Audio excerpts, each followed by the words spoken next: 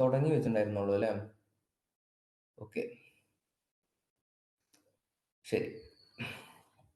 Recording ആണല്ലേ? ആ, okay. അപ്പോ കോർപ്പറേറ്റ് ഗവർണൻസ്, ഞാൻ അത് ഇത്രയും കൂടി ഒരു ഇൻട്രൊഡക്ഷൻ പോലെ ഒന്നും കൂടി ഞാൻ പറയാം, കാരണം നിങ്ങൾക്ക് ചിലപ്പോൾ മിസ് ഔട്ട് ആയിട്ടുണ്ടാവും ചിലത്. ഓക്കെ, നമ്മുടെ ഇന്റേണൽ കൺട്രോൾസ് എന്ന് പറയുന്ന ടോപ്പിക് തന്നെ തുടങ്ങുന്നത് കോർപ്പറേറ്റ് ഗവർണൻസ് എന്നാണ്, ഹോക്കിൽ. ഓക്കെ, പക്ഷെ വയലി ഗ്ലിം ഒക്കെ നോക്കുമ്പോൾ അത് വരുന്നത് ഏറ്റവും അവസാനം. സോ നമ്മൾ ഒരു ഓർഡറിലല്ല പോകണം. ഇപ്പൊ നിങ്ങൾക്ക് ഇന്റേണൽ കൺട്രോൾ എന്താണെന്ന് അറിയാം, ഇന്റേണൽ കൺട്രോൾ ആർക്കൊക്കെ ഇൻട്രസ്റ്റ് ആണെന്ന് അറിയാം, എന്തൊക്കെ റൂൾസ് ആണ് ഇന്റേണൽ കൺട്രോൾസിൽ മാൻഡേറ്ററി ആയിട്ട് പറഞ്ഞതെന്ന് ഉള്ള കുറച്ച് നിയമങ്ങൾ നമ്മൾ പഠിച്ചു. ഓക്കെ, ഇനി വരണതാണ് കോർപ്പറേറ്റ് ഗവർണൻസ് എന്ന് പറഞ്ഞ ടോപ്പിക്.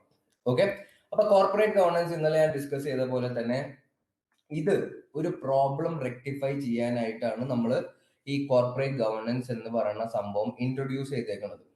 ഞാൻ പറഞ്ഞില്ലേ, ഈ 2001 ആ ടൈമിൽ എൻറോൺ, വേൾഡ്കോം എന്നൊക്കെ പറയുന്ന കമ്പനീസ് കുറെ ഈ ഫ്രോഡുലന്റ് ആക്ടിവിറ്റീസ് ആണ് ഇതിൽ ചെയ്തുകൊണ്ടിരുന്നത്. ഓൾമോസ്റ്റ് ഒരു ആ ആ സംഭവം കഴിഞ്ഞിട്ട് കുറെ ഇൻവെസ്റ്റേഴ്സ് ആണ് ഇതുകൊണ്ട് എഫക്ട് ആയിരിക്കുന്നത്, ഈ എൻറോണിന്റെയും വേൾഡ്കോമിന്റെയും സ്കാം കാരണം. ഞാൻ ആ രണ്ട് കമ്പനീസും ഫോക്കസ് ചെയ്ത് പറയണത് എന്താ വെച്ചാൽ അത് ഭയങ്കര റെപ്യൂട്ടഡ് ആയിട്ടുള്ള കമ്പനീസ് ആയിരുന്നു ഈ രണ്ടും. സോ അങ്ങനെ അത്രയും റെപ്യൂട്ടഡ് ആയ കമ്പനീസിൽ ഇൻവെസ്റ്റ് ചെയ്തിട്ട് പോലും ചില ഇൻവെസ്റ്റേഴ്സിന് അത് കാരണം, ചില എന്നല്ല ഓൾമോസ്റ്റ് കുറെ ആൾക്കാർക്ക് ഇത് കാരണം നല്ലൊരു ഇമ്പാക്റ്റ് ആണ് അവരുടെ ഇൻവെസ്റ്റ്മെന്റിൽ പറ്റിയത്. സോ ആ ഒരു സംഭവം കഴിഞ്ഞതോടെയാണ് കോർപ്പറേറ്റ് ഗവർണൻസ് എന്ന് പറയുന്ന ഒരു സംഭവം മെയിൻലി കൊണ്ടുവരാൻ കാരണമുണ്ടായത്. അപ്പൊ കോർപ്പറേറ്റ് ഗവർണൻസ് എന്ന് പറയുന്നത് ഒരു ഏജൻസി പ്രോബ്ലം റെക്ടിഫൈ ചെയ്യാനായിട്ടാണ് ഈ കോർപ്പറേറ്റ് ഗവർണൻസ് കൊണ്ടുവന്നേക്കുന്നത്. ഏജൻസി പ്രോബ്ലം എന്ന് പറഞ്ഞു കഴിഞ്ഞാൽ നമുക്കറിയാം, കമ്പനി ഓപ്പറേറ്റ് ചെയ്യേണ്ടത് ആരുടെ ഒബ്ജക്റ്റീവ് മീറ്റ് ചെയ്യുന്നേട്ടാ? നമ്മുടെ ഷെയർ ഹോൾഡേഴ്സിന്റെ വെൽത്ത് മാക്സിമൈസേഷൻ ആയിരിക്കണം. ഓക്കെ, പ്രോഫിറ്റ് എന്നൊക്കെ ഉള്ളതൊക്കെ ഉണ്ട്, പക്ഷെ ഷെയർ ഹോൾഡേഴ്സിന് വേണ്ടത് പ്രോഫിറ്റ് മാത്രമല്ല, അവരുടെ ഇൻവെസ്റ്റ്മെന്റ് ഏറ്റവും സെക്യൂർഡ് ആയിട്ടിരിക്കണം. ഇപ്പൊ നമ്മളാണെച്ചാൽ പോലും ആസ് ആൻ ഇൻവെസ്റ്റർ നമ്മൾ വിചാരിക്കുന്നത് എന്താ? ലാഭം എന്തായാലും കിട്ടണം, പക്ഷെ നഷ്ടം ഉണ്ടാകാൻ പാടില്ല. അല്ലെങ്കിൽ ഒരു ബ്രേക്ക് ഈവൻ എങ്കിലും മിനിമം നമ്മൾ എക്സ്പെക്ട് ചെയ്യും, അല്ലെ? നമ്മളിപ്പോ ഒരു 100 റുപ്പീസിന്റെ ഷെയർ വാങ്ങിയിട്ടുണ്ടെങ്കിൽ, അല്ലെങ്കിൽ $100 ഷെയർ വാങ്ങിയിട്ടുണ്ടെങ്കിൽ, നമ്മുടെ എക്സ്പെക്ടേഷൻ എന്താ? ഫസ്റ്റ് ഈ 100ന്റെ അടിയിൽ എന്തായാലും പോകരുത്. ഓക്കെ, ആ, ഈ 100ന്റെ അടിയിൽ എന്തായാലും പോകരുത്. പിന്നുള്ള ഒരു എക്സ്പെക്ടേഷൻ എന്താ? We have to get more than 100, അല്ലെ? അപ്പോ ഈ ഷെയർ ഹോൾഡേഴ്സിന്റെ പ്രോഫിറ്റ് മാത്രമല്ല അവരുടെ മേജർ ഒബ്ജക്റ്റീവ് എന്ന് പറയുന്നത്, അവരുടെ വെൽത്ത് മാക്സിമൈസ് ചെയ്യണം. ഓക്കെ, പക്ഷെ company day to day run ചെയ്യണത് ആരാ? ഷെയർ ഹോൾഡേഴ്സ് ആണോ, അതോ ബോർഡ് ഓഫ് ഡയറക്ടേഴ്സ് ആണോ? അല്ല, അത് ഡേ ടു ഡേ കാര്യങ്ങളൊക്കെ മാനേജ് ചെയ്യണത് അവർ ആ കമ്പനിത്തെ മാനേജേഴ്സ് ആണ്. മാനേജേഴ്സ്, സിഇഒ ആണ് നമ്മുടെ എല്ലാ കാര്യങ്ങളും തീരുമാനിക്കുന്നത്, പക്ഷെ ഡേ ടു ഡേ ആക്ടിവിറ്റീസിൽ റൺ ചെയ്യണത്, അല്ലെങ്കിൽ ഡേ ടു ഡേ ഒരു കമ്പനിയുടെ കാര്യം ചെയ്തുകൊണ്ടിരിക്കുന്നത് മാനേജേഴ്സാണ്. സോ ഇവർ രണ്ട് മാനേജേഴ്സിന്റെ ഒബ്ജക്റ്റീവ് എന്തായിരിക്കും? ആസ് ആൻ എംപ്ലോയി നിങ്ങളുടെ ഒബ്ജക്റ്റീവ് എന്താ? കമ്പനിയുടെ പ്രോഫിറ്റ് കൂട്ടണമെന്നാണോ? അല്ല, നമുക്ക് എന്താ? നമുക്ക് ഗുണം കിട്ടണം. ഇപ്പൊ ഞാനൊരു മാനേജർ ആണെങ്കിൽ എന്റെ സാലറി കൂട്ടണം, എന്റെ പാക്കേജ് കൂടണം, എനിക്ക് കിട്ടുന്ന ഫെസിലിറ്റീസ് കൂട്ടണം, എനിക്ക് കിട്ടുന്ന എന്റെ എൻവിറോൺമെന്റ്, എന്റെ വർക്കിംഗ് എൻവിറോൺമെന്റ് നല്ലതായിരിക്കണം എന്നൊക്കെ പറയുന്ന കുറെ എക്സ്പെക്ടേഷൻസ് ആണ് ആസ് എ മാനേജർ അല്ലെങ്കിൽ ആസ് ആൻ ഇൻഡിവിജ്വൽ നമുക്ക് വരാം, അല്ലെ? അവിടെ ഷെയർ ഹോൾഡറിന്റെ വെൽത്ത് മാക്സിമൈസേഷൻ എന്ന് പറയുന്ന ഒബ്ജക്റ്റീവ് ഭയങ്കര താഴെയായിരിക്കും. കാരണം അയാൾക്ക് മാനേജറിന് എപ്പോഴും വലുത് മാനേജറിന്റെ കാര്യം മാത്രമാണ്. സോ അങ്ങനെ നോക്കുമ്പോ ഈ രണ്ട് ഒബ്ജക്റ്റീവ്സ് തമ്മിൽ മാച്ച് ആവണില്ല, അല്ലെ? ഇപ്പൊ നിങ്ങൾ പാർട്ട് 1 ഇനിയിപ്പോ ഞാൻ വേരിയൻസ് പഠിപ്പിക്കുമ്പോൾ പാർട്ട് 1 നിങ്ങൾ ഒരു സംഭവം പുതിയതായിട്ട് പഠിക്കും, റെസ്പോൺസിബിലിറ്റി അക്കൗണ്ടിങ് എന്ന് പറയുന്നത്. അതായത് ഈ വലിയ വലിയ കമ്പനീസ് എന്താ ചെയ്യാന്ന് വെച്ചാൽ ഒരാൾക്ക് റെസ്പോൺസിബിലിറ്റി ഡെലിഗേറ്റ് ചെയ്ത് കൊടുക്കും. ഓക്കെ, നിങ്ങൾ ഇപ്പൊ ഫോർ എക്സാമ്പിൾ കേരളയിൽ നമുക്ക് നമ്മുടെ കമ്പനി ഉണ്ടെങ്കിൽ, ഓക്കെ, കേരളയിലത്തെ ബ്രാഞ്ചസിന്റെ കാര്യം നിങ്ങൾ നോക്കണം. അപ്പൊ നിങ്ങൾ നോക്കാന്ന് വെച്ചാൽ നിങ്ങൾ ആ ബ്രാഞ്ചസിൽ അതിൻ്റെതായ പ്രോഫിറ്റ്, ഞങ്ങൾക്ക് വേണ്ടത് ഒരു $2 lakh ആണ് ആനുവൽ പ്രോഫിറ്റ് വേണ്ടത്. സോ നിങ്ങളുടെ റെസ്പോൺസിബിലിറ്റി ആണ് ആ ഒരു 2 lakh ഉണ്ടാക്കാനായിട്ട്. സോ ആ 2 lakh എന്ന് പറയുന്ന പ്രോഫിറ്റ് അച്ചീവ് ചെയ്യാനായിട്ട് മാനേജേഴ്സിന് രണ്ട് വഴിയാണ് അവരുടെ മുമ്പിലുള്ളത്. ഒന്ന് വേണമെങ്കിൽ നല്ല രീതിയിൽ അച്ചീവ് ചെയ്യാം, അതായത് ജെന്യുവിൻ ആയിട്ട് അച്ചീവ് ചെയ്യാം. വേറെ ഒന്നെന്താ, അവർ മാക്സിമം കുറെ ജെന്യുവിൻ ആയിട്ട് അച്ചീവ് ചെയ്യാൻ നോക്കി, പക്ഷെ പറ്റണില്ല. പക്ഷെ മാനേജേഴ്സിന്റെ ക്രെഡിബിലിറ്റി അല്ലെങ്കിൽ ഇന്റഗ്രിറ്റി പോകും എന്നുള്ള ഒരു സംഭവം വരുമ്പോൾ അവരെന്ത് ചെയ്ത് കുറെ ഫേക്ക് ഫിനാൻഷ്യൽ സ്റ്റേറ്റ്മെന്റ്സ് ഉണ്ടാക്കാൻ തുടങ്ങി. ഓക്കെ, അപ്പോൾ ഇങ്ങനെയൊക്കെ ഒരു സിറ്റുവേഷൻ വരുമ്പോൾ ആണ് കോർപ്പറേറ്റ് ഗവേണൻസിന്റെ ഇമ്പോർട്ടൻസ് കൊണ്ടുവരുന്നത്. ആ ഏജൻസി പ്രോബ്ലം എന്ന് പറഞ്ഞാൽ, ഏജൻസി പ്രോബ്ലം എന്ന് പറഞ്ഞാൽ രണ്ടുപേരുടെയും ഒബ്ജക്റ്റീവ് മാച്ച് ആകുന്നില്ല. രണ്ടുപേർക്കും കംപ്ലീറ്റ്ലി ഡിഫറെന്റ് ആയിട്ടുള്ള ഒരു ഒബ്ജക്റ്റീവ്സ് ആണ് ഉള്ളത്. സോ കോർപ്പറേറ്റ് ഗവേണൻസ് എന്ന് പറയുന്ന സംഭവം സെറ്റപ്പ് ചെയ്തേക്കാണ്. അപ്പൊ കോർപ്പറേറ്റ് ഗവേണൻസ് എന്ന് പറഞ്ഞു കഴിഞ്ഞാൽ വലിയ കാര്യമായിട്ടൊന്നുമില്ല. നിങ്ങൾ വിചാരിക്കും ഇത് എന്താ സംഭവം എന്ന് പറഞ്ഞു കഴിഞ്ഞാൽ ഇത്രേ ഉള്ളൂ. നമ്മുടെ കമ്പനി എങ്ങനെയൊക്കെ ഓപ്പറേറ്റ് ചെയ്യണം, ആര് ഡയറക്റ്റ് ചെയ്യണം, ആര് കൺട്രോൾ ചെയ്യണം, എന്തൊക്കെ റൂൾസ് നമ്മുടെ കമ്പനി ഫോളോ ചെയ്യണം, എന്തൊക്കെ റെഗുലേഷൻസ് ആണ് നമ്മുടെ കമ്പനി ഫോളോ ചെയ്യേണ്ടത്, എന്തൊക്കെയായിരിക്കണം നമ്മുടെ കമ്പനിയുടെ പ്രോസസ്സ്, എന്തൊക്കെ കസ്റ്റംസ് ആണ് നമ്മൾ നമ്മുടെ ഓർഗനൈസേഷനിൽ സെറ്റപ്പ് ചെയ്യേണ്ടത്, എന്തൊക്കെ പോളിസീസ് ആണ് നമ്മുടെ ഓർഗനൈസേഷനിൽ നമ്മൾ സെറ്റപ്പ് ചെയ്യേണ്ടത്, എന്തൊക്കെ പ്രൊസീജിയേഴ്സ് ആണ് നമ്മൾ നമ്മുടെ ഓർഗനൈസേഷനിൽ സെറ്റപ്പ് ചെയ്യേണ്ടത്. ഇങ്ങനത്തെ എല്ലാ കാര്യങ്ങളിലും ഡിഫൈൻ ചെയ്യണ പ്രോസസ്സിനെയാണ് നമ്മൾ കോർപ്പറേറ്റ് ഗവേണൻസ് എന്ന് പറയുന്നത്.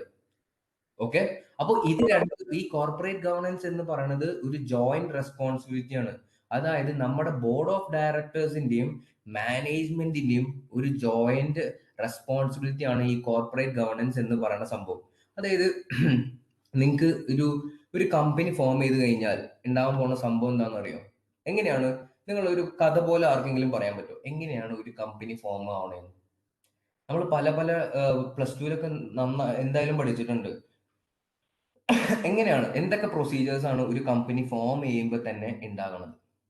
ഇവിടെ നമ്മൾ പിന്നെയും അതിനെ കുറിച്ച് തന്നെയാണ് പഠിക്കുന്നത്. അതുകൊണ്ടാണ് നമ്മൾ പ്ലസ് ടുവിൽ പഠിച്ച സെയിം സംഭവം തന്നെയാണ്, പുതിയതായിട്ട് വലിയ കാര്യമായിട്ടൊന്നും പഠിക്കാനില്ല. അപ്പൊ നിങ്ങൾക്കറിയോ എങ്ങനെയാണ് ഒരു കമ്പനി ഇൻകോർപ്പറേറ്റ് ചെയ്യാൻ അല്ലെങ്കിൽ ഫോം ചെയ്യുമ്പോൾ എന്തൊക്കെ റൂൾസ് ആൻഡ് റെഗുലേഷൻസ് ആണ് ഫോളോ ചെയ്യേണ്ടത് എന്ന്? നിങ്ങൾ ആർട്ടിക്കിൾസ് ഓഫ് അസോസിയേഷൻ എന്ന് കേട്ടിട്ടുണ്ടോ ആരെങ്കിലും? ആ, article of association. Article of അസോസിയേഷനിൽ എന്തൊക്കെയാ പറയണത്? ആർക്കെങ്കിലും പറയാൻ പറ്റുമോ? ആ കമ്പനിയുടെ പേര്, അല്ല, ഒരു കമ്പനിക്ക് പേരിടുമ്പോൾ ആ കമ്പനിയുടെ പേര് വേറെ കമ്പനിയായിട്ട് സിമിലർ ആവാൻ പാടില്ല. ആ കമ്പനിയുടെ ആരുടെ പേരിലാണ് തുടങ്ങുന്നത്, ആ ആളുടെ അഡ്രസ്സ്, ഐഡന്റിറ്റി, അങ്ങനെയെല്ലാം നമ്മൾ ഒരു ഡോക്യുമെന്റ് ആയിട്ട് പ്രിപ്പയർ ചെയ്യണതാണ് ആർട്ടിക്കിൾ ഓഫ് അസോസിയേഷൻ എന്ന് പറയുന്ന സംഭവം. ഓക്കെ, അപ്പൊ ഇതൊക്കെ ആരുടെ അടിയിലാണ് വരുന്നത്? കോർപ്പറേറ്റ് ഗവേണൻസ് എന്ന് പറയുന്ന സംഭവത്തിന്റെ അടിയിലാണ് ഈ ആർട്ടിക്കിൾ ഓഫ് അസോസിയേഷനും ബൈലോസ് എന്ന് പറയുന്ന സംഭവമൊക്കെ പറയുന്നത്. നമ്മൾ പഠിക്കും അതിനെ കുറിച്ച്. പക്ഷെ ഈ കോർപ്പറേറ്റ് ഗവേണൻസ് എന്ന് പറഞ്ഞാൽ ഇത്രേ ഉള്ളൂ. അതായത് നമ്മുടെ കമ്പനി ആരൊക്കെ മാനേജ് ചെയ്യണം, എല്ലാവർക്കും എന്തൊക്കെ പവേഴ്സ് ആണ് നമ്മൾ കൊടുക്കുന്നത്. നമ്മൾ ആർക്കും അൺലിമിറ്റഡ് പവേഴ്സ് നമ്മൾ കൊടുക്കുന്നില്ല. ഏതൊരു മാനേജർ ആയാലും അയാൾക്കൊരു റെസ്ട്രിക്ഷൻസ് ഉണ്ടാവും. നിങ്ങൾ ഒരു കമ്പനി കയറി കഴിഞ്ഞാൽ നിങ്ങൾക്ക് മനസ്സിലാവും.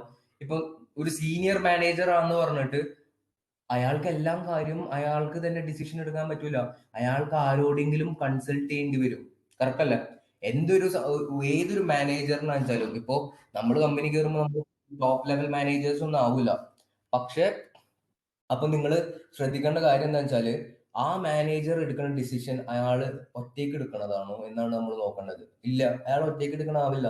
അയാള് മെയിൻലി അയാളുടെയും കാട്ടി സീനിയർ ആയിട്ടുള്ള ഒരാളുടെ കൺസൾട്ട് ചെയ്ത് അയാളുടെ ഇത് സാങ്ഷൻ വാങ്ങിയിട്ട് മാത്രമേ നമ്മൾ എന്ത് കാര്യം, നമ്മുടെ ഒരു ബിസിനസ്സിൽ എന്തെങ്കിലും ചേഞ്ചസോ അല്ലെങ്കിൽ ഇപ്പൊ ഒരു പുതിയ കസ്റ്റമേഴ്സിനെ നമുക്ക് കൊണ്ടുവരാനോ അല്ലെങ്കിൽ പുതിയൊരു ട്രാൻസാക്ഷൻ നടത്താനോ അല്ലെങ്കിൽ പുതിയൊരു ബിസിനസ്സിലോട്ട് എൻ്റർ ചെയ്യണമെങ്കിലോ അല്ലെങ്കിൽ നമ്മുടെ ഓർഗനൈസേഷനിൽ പുതിയൊരു സപ്ലയറിനെ നമുക്ക് അപ്പോയിന്റ് ചെയ്യണമെങ്കിലും ഇതിനൊക്കെ ഒരാളുടെ ആരുടെ ഒരു ഓതറൈസേഷൻ വേണം അല്ലെങ്കിൽ ഒരു സാങ്ഷൻ വേണം.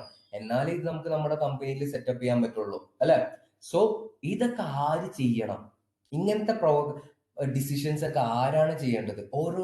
ഓരോ മാനേജേഴ്സിന്റെയും പവേഴ്സ് എന്താ, അവർക്ക് എവിടെയൊക്കെ ലിമിറ്റ് ചെയ്യാൻ പറ്റും, അവരുടെ പവേഴ്സ് എവിടം വരെ നമുക്ക് റെസ്ട്രിക്ട് ചെയ്യാൻ പറ്റും.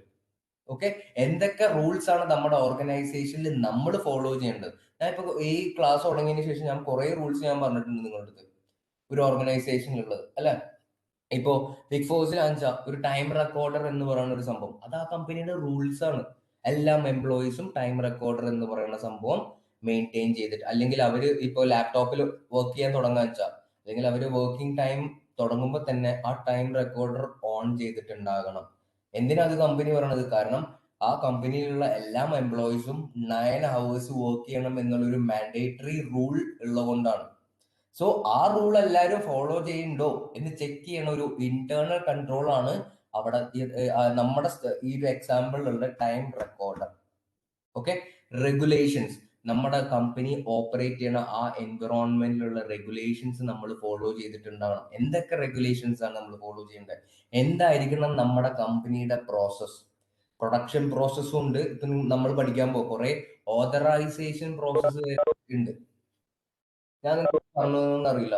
ഇപ്പൊ ഞാൻ വർക്ക് ചെയ്യുന്ന ടൈമിൽ ഞാൻ പറഞ്ഞിട്ടില്ലേ, ഒരു 1 lakh ചെക്ക് മുകളിൽ വരുന്ന എമൗണ്ടിനൊക്കെ നമുക്ക് 3 പേരുടെ സാങ്ഷൻ അല്ലെങ്കിൽ അപ്രൂവൽസ് ഉണ്ടായാൽ മാത്രമേ നമ്മുടെ കമ്പനിയുടെ ബാങ്ക് അക്കൗണ്ടിൽ നിന്ന് അത് ഡെബിറ്റ് ആവുള്ളൂ.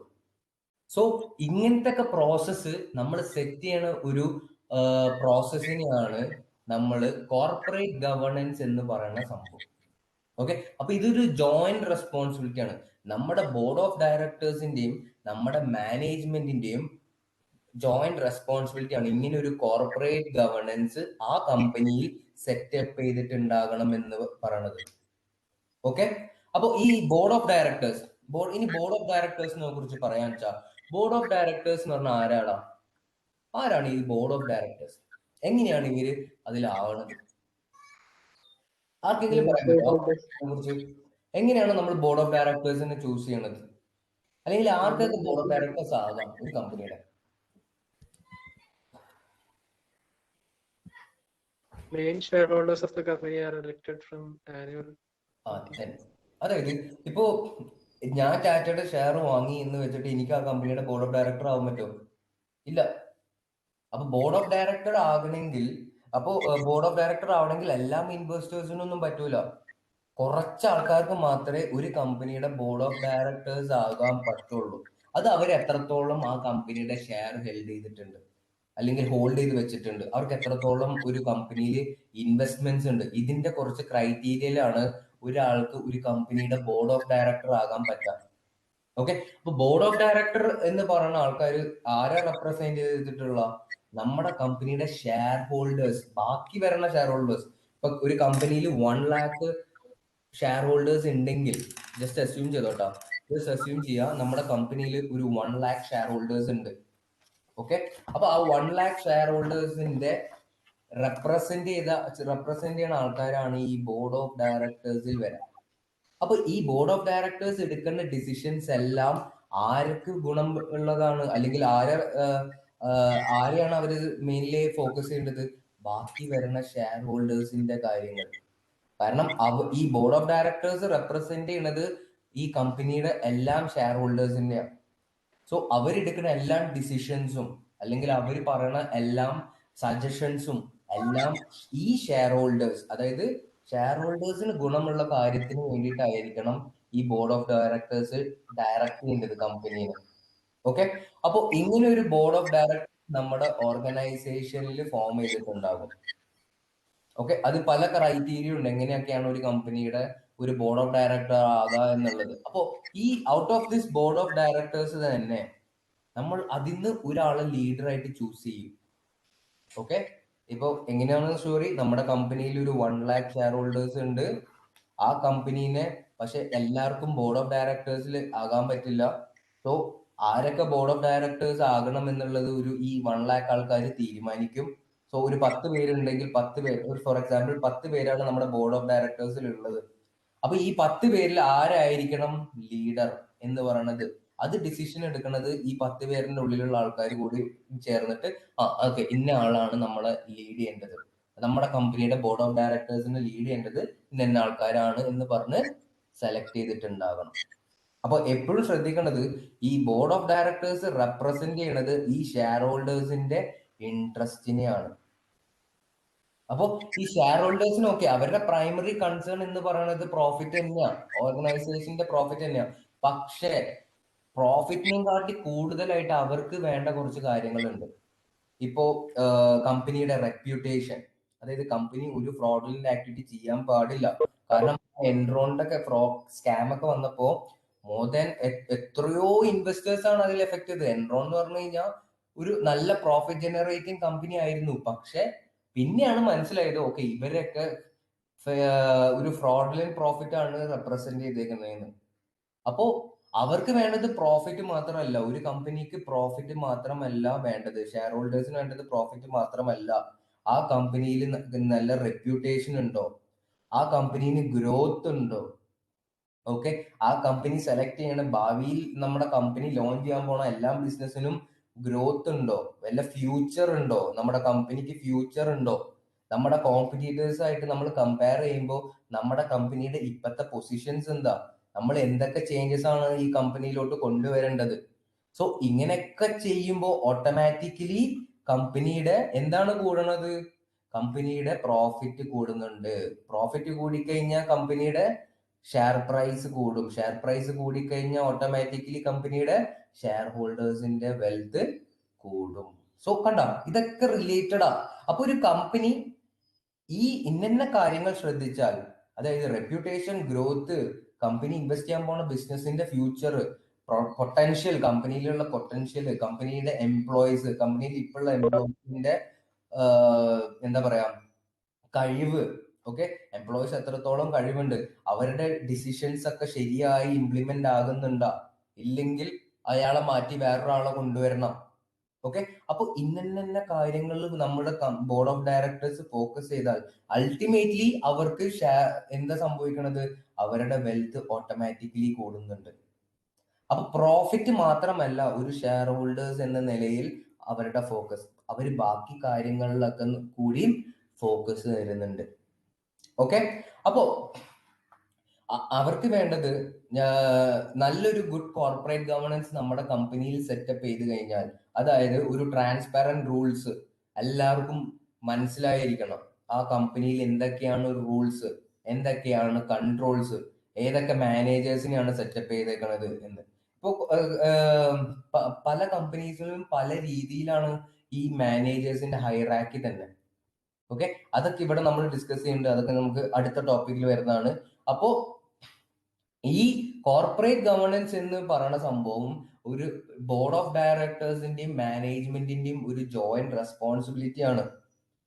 ഓക്കെ, ഈ ബോർഡ് ഓഫ് ഡയറക്ടേഴ്സിന്റെ ഒരു റെസ്പോൺസിബിലിറ്റി ആണ് കമ്പനിയുടെ കോർപ്പറേറ്റ് ഗവർണൻസ് ഒക്കെ ഇൻകോർപ്പറേറ്റ് ചെയ്തിട്ടുണ്ടോ എന്നുള്ളത് അവരുടെ റെസ്പോൺസിബിലിറ്റി ആണ്. ഒരു കമ്പനി ഫോം ചെയ്യുമ്പോൾ തന്നെ, ഓക്കെ, ഒരു കമ്പനി ഫോം ചെയ്യുമ്പോൾ തന്നെ ഒരു കോർപ്പറേറ്റ് ഗവർണൻസ് സെറ്റപ്പ് ചെയ്യണം എന്നുള്ള ഒരു റെസ്പോൺസിബിലിറ്റി ആരുടെയാ, ബോർഡ് ഓഫ് ഡയറക്ടേഴ്സിന്റെ ഇതാണ്. അപ്പൊ കോർപ്പറേറ്റ് ഗവർണൻസ് എന്ന് പറഞ്ഞാൽ ചുമ്മാ എന്താ, ഒരു കമ്പനിയിൽ റൂൾസ്, കമ്പനി എങ്ങനെയൊക്കെ ഡയറക്ട് ചെയ്യണം, ആരൊക്കെ ഡയറക്ട് ചെയ്യണം, ആർക്കൊക്കെ എന്തൊക്കെ പവർ കൊടുക്കണം, ആരൊക്കെ ലിമിറ്റ് ചെയ്യണം, ഓക്കെ, ഏതൊക്കെ മാനേജേഴ്സ് വേണം, ആ പൊസിഷൻ എന്തൊക്കെ മാനേജേഴ്സ് വേണം നമ്മുടെ ഒരു ഓർഗനൈസേഷനിൽ, നമ്മുടെ കമ്പനിയിൽ എത്രത്തോളം ഡിപ്പാർട്ട്മെന്റ് വേണം എന്നൊക്കെ തീരുമാനിക്കുന്നതാണ് ഈ കോർപ്പറേറ്റ് ഗവർണൻസ് എന്ന് പറയുന്ന സംഭവം. ഓക്കെ, ഇപ്പൊ കണ്ട corporate governance and agency problem, കണ്ട നമ്മുടെ ബുക്കിൽ തന്നെ ഉണ്ട് ഏജൻസി പ്രോബ്ലം എന്ന് പറയുന്നത്.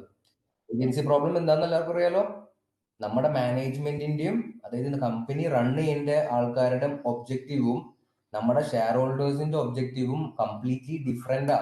സോ ഈ കംപ്ലീറ്റ്ലി ഡിഫറെന്റ് ആയ ഒബ്ജക്റ്റീവ്സ് അലൈൻ ചെയ്യാൻ വേണ്ടിയിട്ടാണ് നമ്മുടെ കോർപ്പറേറ്റ് ഗവർണൻസ് എന്ന് പറയുന്ന സംഭവം നമ്മുടെ ഓർഗനൈസേഷനിൽ സെറ്റപ്പ് ചെയ്തേക്കുന്നത്. അപ്പൊ ബേസിക്കലി ഈ കോർപ്പറേറ്റ് ഗവർണൻസ് ഞാൻ നേരത്തെ പറഞ്ഞ പോലെ ആർക്കൊക്കെ ഇന്നൊക്കെ റൈറ്റ് കൊടുക്കണം, എന്തൊക്കെ റെസ്പോൺസിബിലിറ്റീസ് ആണ് നമ്മുടെ ഓർഗനൈസേഷനിൽ ഒരു മാനേജേഴ്സിന് കൊടുക്കേണ്ടത്, അയാൾക്ക് എന്നെന്ന കാര്യത്തിന് ഡിസിഷൻസ് എടുക്കാൻ പറ്റും എന്നൊക്കെ തീരുമാനിക്കുന്നതാണ് ഈ കോർപ്പറേറ്റ് ഗവർണൻസ് എന്ന് പറയുന്ന സംഭവം. വായിക്കണോ, ഇതൊന്ന് വായിച്ചു പോലെ. അപ്പൊ ഞാൻ ഇപ്പൊ പറഞ്ഞത് ഒരു ഷോർട്ട് എക്സ്പ്ലനേഷൻ ആണ്, നമ്മുടെ കോർപ്പറേറ്റ് ഗവർണൻസ് എന്താണെന്ന് പറയുന്ന ഒരു ഷോർട്ട് എക്സ്പ്ലനേഷൻ ആണ്. ഇനി നമുക്ക് ബുക്ക് ഒന്ന് വായിച്ച് ഓരോ ലൈനും ഞാൻ എക്സ്പ്ലെയിൻ ചെയ്തുതരാം. Okay, corporate governance involves the relationship between and among the various participants and stakeholders in the corporation. Okay, it is concerned with what is known as the agency problem. നമ്മളിപ്പോ നേരത്തെ discuss ചെയ്ത സംഭവം, agency issues arise from the fact that the owner of the corporation, owner എന്ന് പറഞ്ഞാൽ shareholders and the managers of the corporation are different people. Correct അല്ലേ? ഒരിക്കലും share ഹോൾഡേഴ്സും മാനേജേഴ്സും same ആകില്ല. They are completely different people. Okay, the priorities and concerns of the managers are different from the priorities and concerns of the owners. അല്ലെ, നമ്മൾ നേരത്തെ discuss ചെയ്ത പോലെ തന്നെ മാനേജേഴ്സിന്റെ ഒബ്ജക്റ്റീവ് കംപ്ലീറ്റ്ലി ഡിഫറെന്റ് ആണ്, ഷെയർ ഹോൾഡേഴ്സിന്റെ ഒബ്ജക്റ്റീവ് കംപ്ലീറ്റ്ലി ഡിഫറെന്റ് ആണ്. Okay, the managers are concern with what will benefit them personally and lead to increase salary, bonuses, power and prestige. അപ്പോ ഈ ഞാൻ നേരത്തെ പറഞ്ഞ പോലെ റെസ്പോൺസിബിലിറ്റി അക്കൗണ്ടിങ് എന്ന് പറയുന്ന ഒരു സംഭവം നമ്മുടെ ഓർഗനൈസേഷനിൽ സെറ്റപ്പ് ചെയ്തിട്ടുണ്ടെങ്കിൽ അതിനെക്കുറിച്ച് നമുക്ക് ഡീറ്റെയിൽ ആയിട്ട് പഠിക്കാം. റെസ്പോൺസിബിലിറ്റി അക്കൗണ്ടിങ് ഇപ്പോൾ ഞാൻ ചെറിയ ഷോർട്ട് ആയിട്ട് പറയാൻ വെച്ചാൽ, ജസ്റ്റ് ഒരു മാനേജറിന് ഇപ്പൊ ഓരോരോ സ്റ്റേറ്റിൽ നമ്മുടെ കമ്പനി ഉണ്ടെങ്കിൽ ആ സ്റ്റേറ്റിലത്തെ കമ്പനിയിലെ എല്ലാ കാര്യങ്ങളും തീരുമാനിക്കുന്നത് ഈ മാനേജർ ആയിരിക്കും. അയാളുടെ റെസ്പോൺസിബിലിറ്റി ആണ് കമ്പനിയുടെ പ്രോഫിറ്റ് ഒക്കെ മീറ്റ് ചെയ്യേണ്ടത് എന്ന്. അപ്പോൾ വൺസ് അത് മീറ്റ് ചെയ്ത് കഴിഞ്ഞാൽ അയാൾക്ക് എന്തായിരിക്കും നമുക്ക് കിട്ടുക? ഫിക്സഡ് സാലറി മാത്രമല്ല, അയാൾക്ക് കുറെ ബോണസസ് കൊടുക്കും.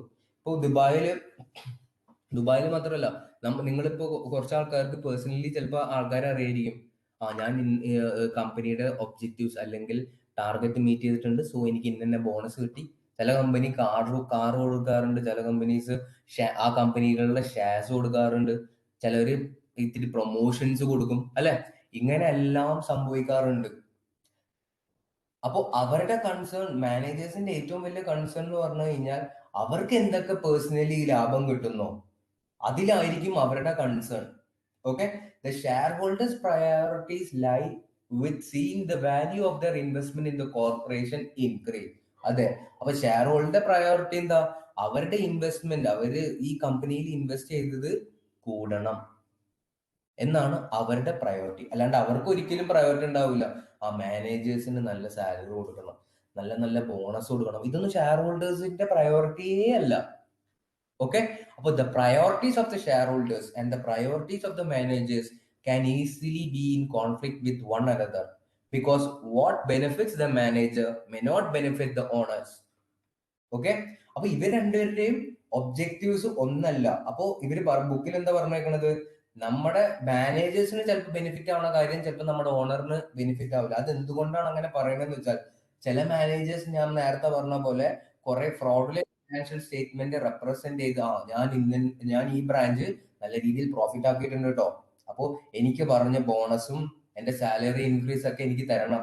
പക്ഷെ കുറച്ച് കഴിഞ്ഞാലായിരിക്കും അറിയാം ഇയാള് ഫ്രോഡുലന്റ് ഫിനാൻഷ്യൽ സ്റ്റേറ്റ്മെന്റ് ആണ് സബ്മിറ്റ് ചെയ്തെങ്കിൽ.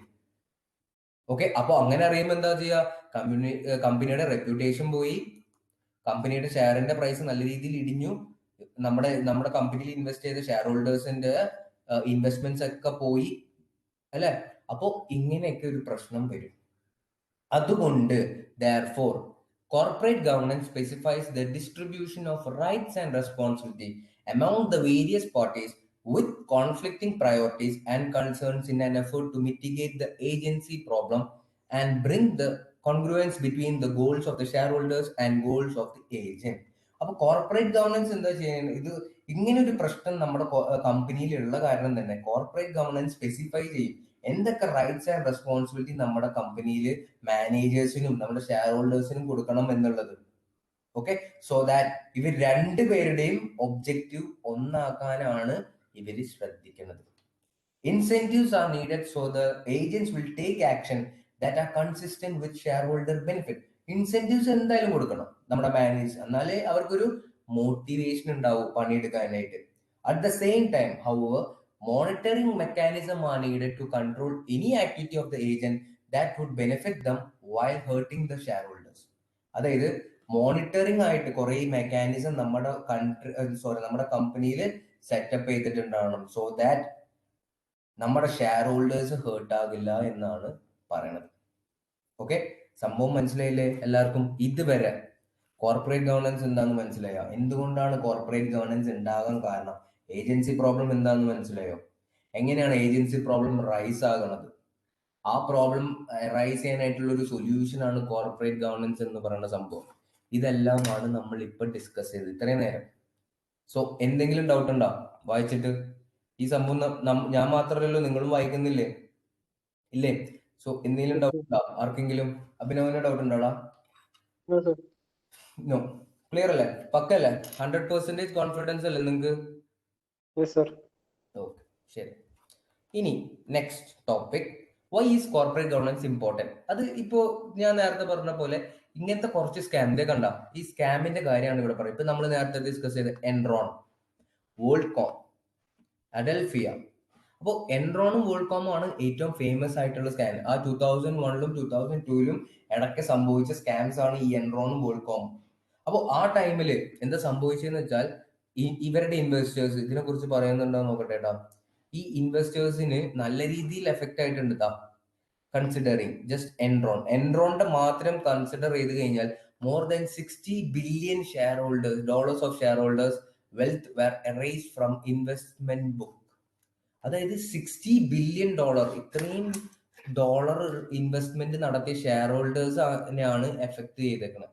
60 ബില്യൺ ഷെയർ ഹോൾഡേഴ്സ് അല്ല കേട്ടോ, $60 ബില്യൺ ഷെയർ ഹോൾഡേഴ്സ്. അതായത് അത്രയും ഇൻവെസ്റ്റ്മെന്റ്സ് നടത്തിയ ഷെയർ ഹോൾഡേഴ്സിനാണ് ഈ എൻറോണിന്റെ ഒരു ഫ്രോഡുലന്റ് കാര്യം കാരണം അടി കിട്ടിയേക്കുന്നത്. അല്ലെ, ചെറിയൊരു എമൗണ്ട് അല്ല ഈ 60 ബില്യൺ എന്ന് പറഞ്ഞു കഴിഞ്ഞാൽ. അത്രയും എമൗണ്ട് റേസ് ചെയ്യണമെങ്കിൽ ആ കമ്പനിക്ക് എന്ത് ചെയ്തിട്ടുണ്ടാവണം? അത്രയും ഷെയർ ഹോൾഡേഴ്സ് അവരുടെ കയ്യിൽ ഉണ്ടായിട്ടുണ്ടാവണം. സോ എൻറോൺ ഒരു ഫ്രോഡുലന്റ് ആക്ടിവിറ്റി ചെയ്തപ്പോ ഈ 60 ബില്യൺ റേസ് ചെയ്ത് അല്ലെങ്കിൽ ഇൻവെസ്റ്റ് ചെയ്ത ഷെയർ ഹോൾഡേഴ്സിന്റെ വെൽത്തിനെയാണ് നല്ല രീതിയിൽ എഫക്ട് ചെയ്തേക്കുന്നത്. Okay, good corporate governance is not only important for company share holders, but it is vital for the general health and well-being of a country's economy as well. അതായത് ഒരു scam വന്നു കഴിഞ്ഞാൽ ആ കൺട്രിയിലുള്ള കമ്പനീസിനെ മാത്രമല്ല അത് എഫക്ട് ചെയ്യാം, ആ കൺട്രീനെ തന്നെ എഫക്ട് ചെയ്യും. അല്ലെ, നമ്മൾ ഈ നമുക്കറിയാലോ ഈ കമ്പനീസിന്റെ ഷെയർസിന്റെ പ്രൈസ് ഇങ്ങനെ കൂടുമ്പോ അല്ലെങ്കിൽ കമ്പനി നല്ല രീതിയിൽ പെർഫോം ഒക്കെ ചെയ്യുമ്പോൾ ഷെയർ ഹോൾഡേഴ്സിന് മാത്രമല്ല ഗുണം കിട്ടുക, ആ കമ്പനി ഏത് കൺട്രിയിലാണ് ഓപ്പറേറ്റ് ചെയ്യണത് ആ കൺട്രിക്കും കുറച്ച് ലാഭം കിട്ടുന്നുണ്ട്. അല്ലെ, കുറച്ച് എക്കണോമിക് ഗ്രോത്ത് ഉണ്ടാവാറുണ്ട്, കുറച്ച് GDP ഇൻക്രീസ് സംഭവിക്കാറുണ്ട്. സോ ഇങ്ങനെയൊക്കെ ഒരു എഫക്റ്റ് ആണ് വരാ. ഒരു കമ്പനിയിൽ എന്തെങ്കിലും ഒരു സ്കാം നടത്തി കഴിഞ്ഞാൽ ആ കമ്പനിയുടെ ഷെയർ ഹോൾഡേഴ്സ് മാത്രമല്ല ആ കമ്പനിയുടെ കൺട്രീനെയും വരെ നല്ല രീതിയിൽ എഫക്ട് ചെയ്യാൻ പറ്റുന്ന സംഭവമാണ് ഒരു ഫ്രോഡുലന്റ് ആക്ടിവിറ്റീസ്. സോ അതുകൊണ്ടുമാണ് ഗവൺമെന്റിനും ഭയങ്കര നിർബന്ധമാണ്. അതായത് നമ്മുടെ ഈ രാജ്യത്ത് ഓപ്പറേറ്റ് ചെയ്യുന്ന കൺട്രീസിലൊന്നും ഒരു ഫ്രോഡുലന്റ് ആക്ടിവിറ്റീസും ഉണ്ടാകാൻ പാടില്ല എന്നുള്ള ഒരു നിർബന്ധം ഗവൺമെന്റിനും ഉണ്ട്. കാരണം നമ്മുടെ കൺട്രീനെ എഫക്ട് ചെയ്യുന്ന സംഭവമാണ്.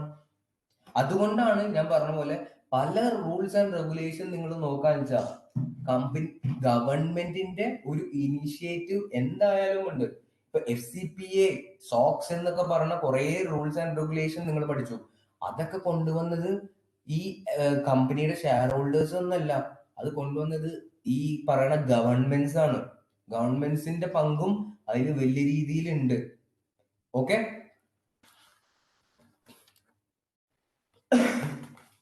ശരി. ഇനി അടുത്ത ചോദ്യം, how is corporate governance related to risk assessment, risk management and internal control? അപ്പൊ കോർപ്പറേറ്റ് ഗവർണൻസിന് എന്താ ഇപ്പൊ കോർപ്പറേറ്റ് ഗവർണൻസ് നമുക്ക് മനസ്സിലായി, എന്താണ് ഇമ്പോർട്ടൻസ് എന്ന് മനസ്സിലായി. ഓക്കെ, ഇതെങ്ങനെയാണ് റിലേറ്റ് ചെയ്യണത് റിസ്ക് മാനേജ്മെന്റിനും ഇന്റേണൽ കൺട്രോൾ ആയിട്ട്? എന്ത് ബന്ധമാണ് കോർപ്പറേറ്റ് ഗവർണൻസ് ഉള്ളത് എന്നാണ് നമ്മൾ നോക്കുന്നത്. Okay, as stated, corporate governance specifies the distribution and right and responsibility among the various participants in the corporation. നമ്മൾ നേരത്തെ ഡിസ്കസ് ചെയ്തത് തന്നെ.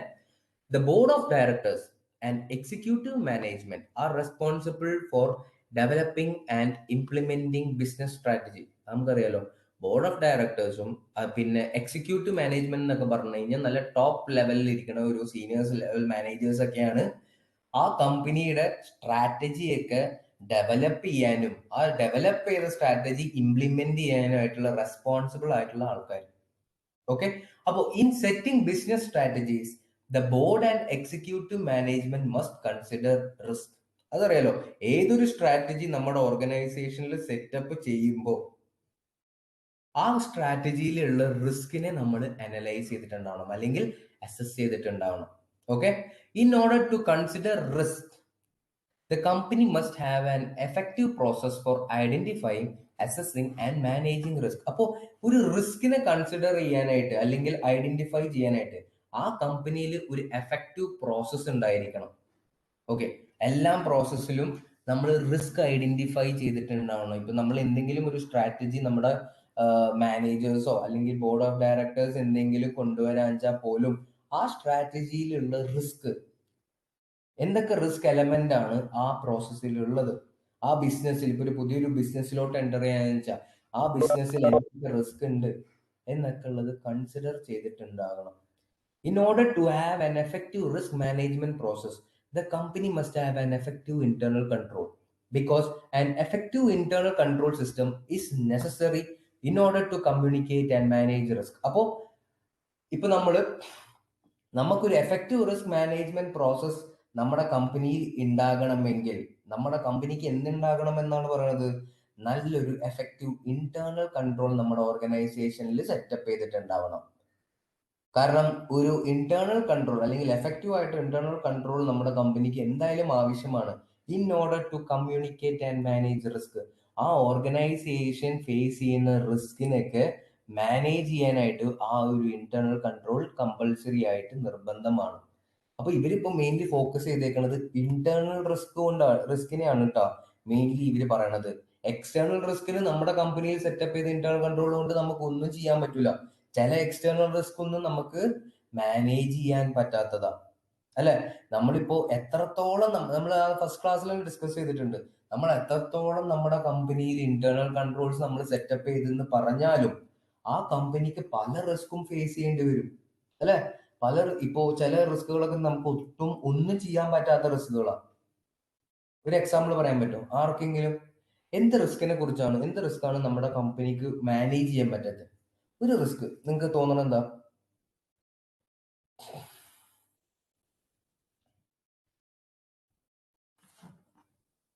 Exchange rate risk. ഗുഡ്, അതെ, എക്സ്ചേഞ്ച് റേറ്റ് റിസ്ക്, വാർ.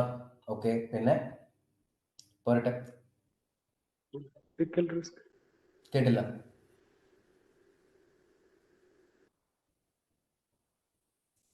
Political risk, very good.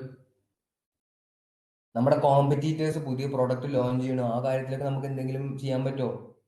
ഇല്ല. അപ്പൊ ചില risk ഒന്നും നമുക്കൊന്നും ചെയ്യാൻ പറ്റില്ല. അപ്പൊ ഇവിടെ ഡിസ്കസ് ചെയ്തേക്കുന്നത് മെയിൻലി ആ കമ്പനിയുടെ ഇന്റേണൽ റിസ്കിനെയാണ്. കാരണം ഇന്റേണൽ കൺട്രോൾസ് കൊണ്ട് നമുക്ക് ഒരു പരിധി വരെ മാനേജ് ചെയ്യാൻ പറ്റണത് ഇന്റേണൽ റിസ്കിനെയാണ്. അല്ലാണ്ട് എക്സ്റ്റേണൽ റിസ്ക് ചിലതൊന്നും നമുക്ക് ഒന്നും ചെയ്യാൻ പറ്റില്ല. ഇന്റേണൽ റിസ്ക് തന്നെ നമ്മുടെ കമ്പനിയിൽ നല്ലൊരു ഇന്റേണൽ കൺട്രോൾ ഉണ്ടെന്ന് വെച്ചിട്ട് 100% ഗ്യാരണ്ടി ഒന്നും തരാൻ പറ്റില്ല. ജസ്റ്റ് എന്ത് മാത്രമേ തരാൻ പറ്റുള്ളൂ? നമ്മുടെ കമ്പനിയിൽ ഇന്റേണൽ കൺട്രോൾസ് ഉണ്ടെന്ന് വെച്ചിട്ട് നമുക്ക് എന്ത് മാത്രമേ പറയാൻ പറ്റുള്ളൂ? ആ ഇന്റേണൽ കൺട്രോൾസിന് ഗ്യാരണ്ടി തരാൻ പറ്റുമോ? പറ്റോടാ? അഷുറൻസ് മുമ്പിൽ ഒരു വാക്കുണ്ട്. എന്താണത്? ആര്യാണ് പറഞ്ഞത്? കറക്റ്റാ. പക്ഷെ ആ അഷുറൻസ് മുമ്പിൽ ഒരു വാക്കുണ്ട്, റീസണബിൾ അഷുറൻസ്, അല്ലെ? അത് തന്നെ, വിൻസി കിട്ടി.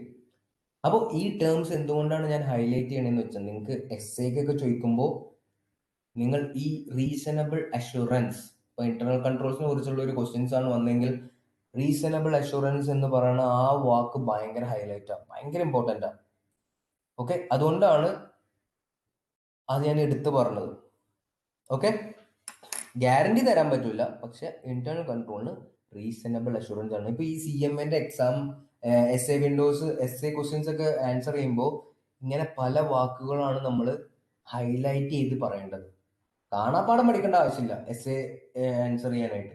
പക്ഷെ ഇപ്പൊ എന്തെങ്കിലും ഒരു സിനാരിയോ ക്വസ്റ്റ്യൻസോ അങ്ങനെ എന്തെങ്കിലും ആണ് നിങ്ങൾക്ക് വരുന്നെങ്കിൽ, മെജോറിറ്റി സിനാരിയോ ക്വസ്റ്റ്യൻസ് ആണ് വരാം. ഒരു 8 ക്വസ്റ്റ്യൻസ് ഒക്കെ എസ്സേയിൽ ഉണ്ടെങ്കിലും, ഓക്കെ, 8 സബ് ക്വസ്റ്റ്യൻ ആണ് ഉണ്ടെങ്കിൽ അതിൽ 2 എണ്ണൊക്കെ ആയിരിക്കും വാട്ട് ഈസ് ഇന്റേണൽ കൺട്രോൾ എന്നൊക്കെ ചോദിക്കണത്. അല്ലെങ്കിൽ ഇപ്പൊ നിങ്ങളിപ്പോ പഠിച്ചേക്കുന്നത് കോസ്റ്റിംഗോ, ഏതാണ് നിങ്ങൾ പഠിച്ച ടോപ്പിക് പാർട്ട് 1 വേറെ ഇതല്ലാണ്ട് പാർട്ട് 2 കഴിഞ്ഞ ആൾക്കാരല്ലേ? അപ്പൊ വാട്ട് ഈസ് ബ്രേക്ക് ഈവൻ എന്നൊക്കെ ചോദ്യങ്ങളൊക്കെ 1-2 ക്വസ്റ്റ്യൻസ് ഉണ്ടാവുള്ളൂ. ബാക്കി മിക്കതും സിനാരിയോ ബേസ്ഡ് ആയിരിക്കും. അപ്പൊ സിനാരിയോ ബേസ്ഡ് ക്വസ്റ്റ്യൻസ് ആൻസർ ചെയ്യുമ്പോൾ ഇങ്ങനത്തെ ടേംസിനൊക്കെ നല്ല രീതിയിൽ ഇമ്പോർട്ടൻസ് അല്ലെങ്കിൽ ഹൈലൈറ്റ് നിങ്ങൾ കൊടുത്തിട്ടുണ്ടാകണം. ഓക്കെ, ശരി. ഇനി ബാക്ക് ടു നമ്മുടെ topic. Therefore, Okay, governance, risk management, and internal control will rely on each other. അതുകൊണ്ട് ഗവർണൻസും ഇന്റേണൽ കൺട്രോൾസും governance, risk management and internal control എല്ലാം ഡിപ്പെൻഡ് ഓൺ ഈച്ച് അതർ ആണ്. Okay, the internal audit activity serves as the eyes and ears of management and audit committee and thus has an important role in the governance function of the organization. അപ്പോൾ internal audit activity എന്തായിട്ടാണ്? ഒരു I and years of the management ആണ്. അതായത് നമ്മുടെ കമ്പനിയിൽ setup ചെയ്ത, അതായത് internal audit നമ്മൾ നടത്തുമല്ലോ, നമുക്ക് ഇന്റേണലി ഓഡിറ്റും ഉണ്ട് എക്സ്റ്റേണലി ഓഡിറ്റും ഉണ്ട് അല്ലെ. അപ്പൊ ഈ ഇന്റേണൽ ഓഡിറ്റ് നമുക്ക് സെർവ് ചെയ്യണത് മാനേജ്മെന്റിന്റെ ഒരു ഐസ് ആൻഡ് ഇയേഴ്സ് ആയിട്ടാണ്. കാരണം ആ ടൈമിലായിരിക്കും ചിലപ്പോൾ നമ്മൾ പല ഇന്റേണൽ കൺട്രോൾസിൽ വരുന്ന ഡിഫക്ട്സ് കണ്ടുപിടിക്കുക, അല്ലെങ്കിൽ നമ്മുടെ കമ്പനിയിലുള്ള ആരെങ്കിലും നടത്തിയ ഫ്രോഡുലന്റ് ആക്ടിവിറ്റീസ് കണ്ടുപിടിക്കുക. അപ്പൊ ഇതൊക്കെ ആരാണ് ചെയ്തിരുന്നത്? ഇന്റേണൽ ഓഡിറ്റ് ചെയ്യുമ്പോഴാണ് നമുക്ക് അറിയാൻ പറ്റുക. Okay, internal audits primary role is as assessing internal control. കണ്ടോ, അസസിങ്. ഇന്റേണൽ ഓഡിറ്റിന്റെ പ്രൈമറി ഗോൾ എന്ന് പറഞ്ഞു കഴിഞ്ഞാൽ നമ്മുടെ കമ്പനിയിൽ സെറ്റപ്പ് ചെയ്ത ഇന്റേണൽ കൺട്രോൾസിന്റെ എഫക്റ്റീവ്നെസ് അസസ് ചെയ്യുക. എത്രത്തോളം എഫിഷ്യന്റ് ആയിട്ടാണ് ആ ഇന്റേണൽ കൺട്രോൾസ് നമ്മുടെ ഓർഗനൈസേഷനെ സപ്പോർട്ട് ചെയ്യുന്നത്. ആ ഇന്റേണൽ കൺട്രോൾ കൊണ്ടുവന്ന കാരണം റിസ്ക് ഒഴിവാക്കാൻ പറ്റിയോ എന്നൊക്കെയുള്ള ഒരു അസസ്മെന്റ് ആണ് ഇന്റേണൽ കൺട്രോൾ ഓഡിറ്റിൽ നമ്മൾ ചെയ്യണത്. ഓക്കെ, ഡൗട്ട് ഒന്നുമില്ലല്ലോ? ഇല്ലോ. ഇനി പ്രിൻസിപ്പിൾസ് ഓഫ് ഗുഡ് ഗവർണൻസ്. ഇതൊക്കെ സിമ്പിൾ സംഭവട്ടോ, ഇതിനൊന്നും നമുക്ക് അത്രത്തോളം ഇമ്പോർട്ടൻസ് നമ്മൾ കൊടുക്കേണ്ട ആവശ്യമില്ല. പ്രിൻസിപ്പിൾസ് ഓഫ് ഗുഡ് ഗവർണൻസ് ആണ്. ഓക്കെ, ശരി. എന്താന്ന് വെച്ചാൽ set of governance principle called 21st Century Governance Principle for US Public Company was published in 2007. അപ്പോൾ 2007 ഇങ്ങനെ ഒരു കുറെ പ്രിൻസിപ്പിൾസ് പബ്ലിഷ് ചെയ്തിട്ടുണ്ടായിരുന്നു. ആരാണ് ഇത് പബ്ലിഷ് ചെയ്തത്? By a group of leading academic experts from 4 university.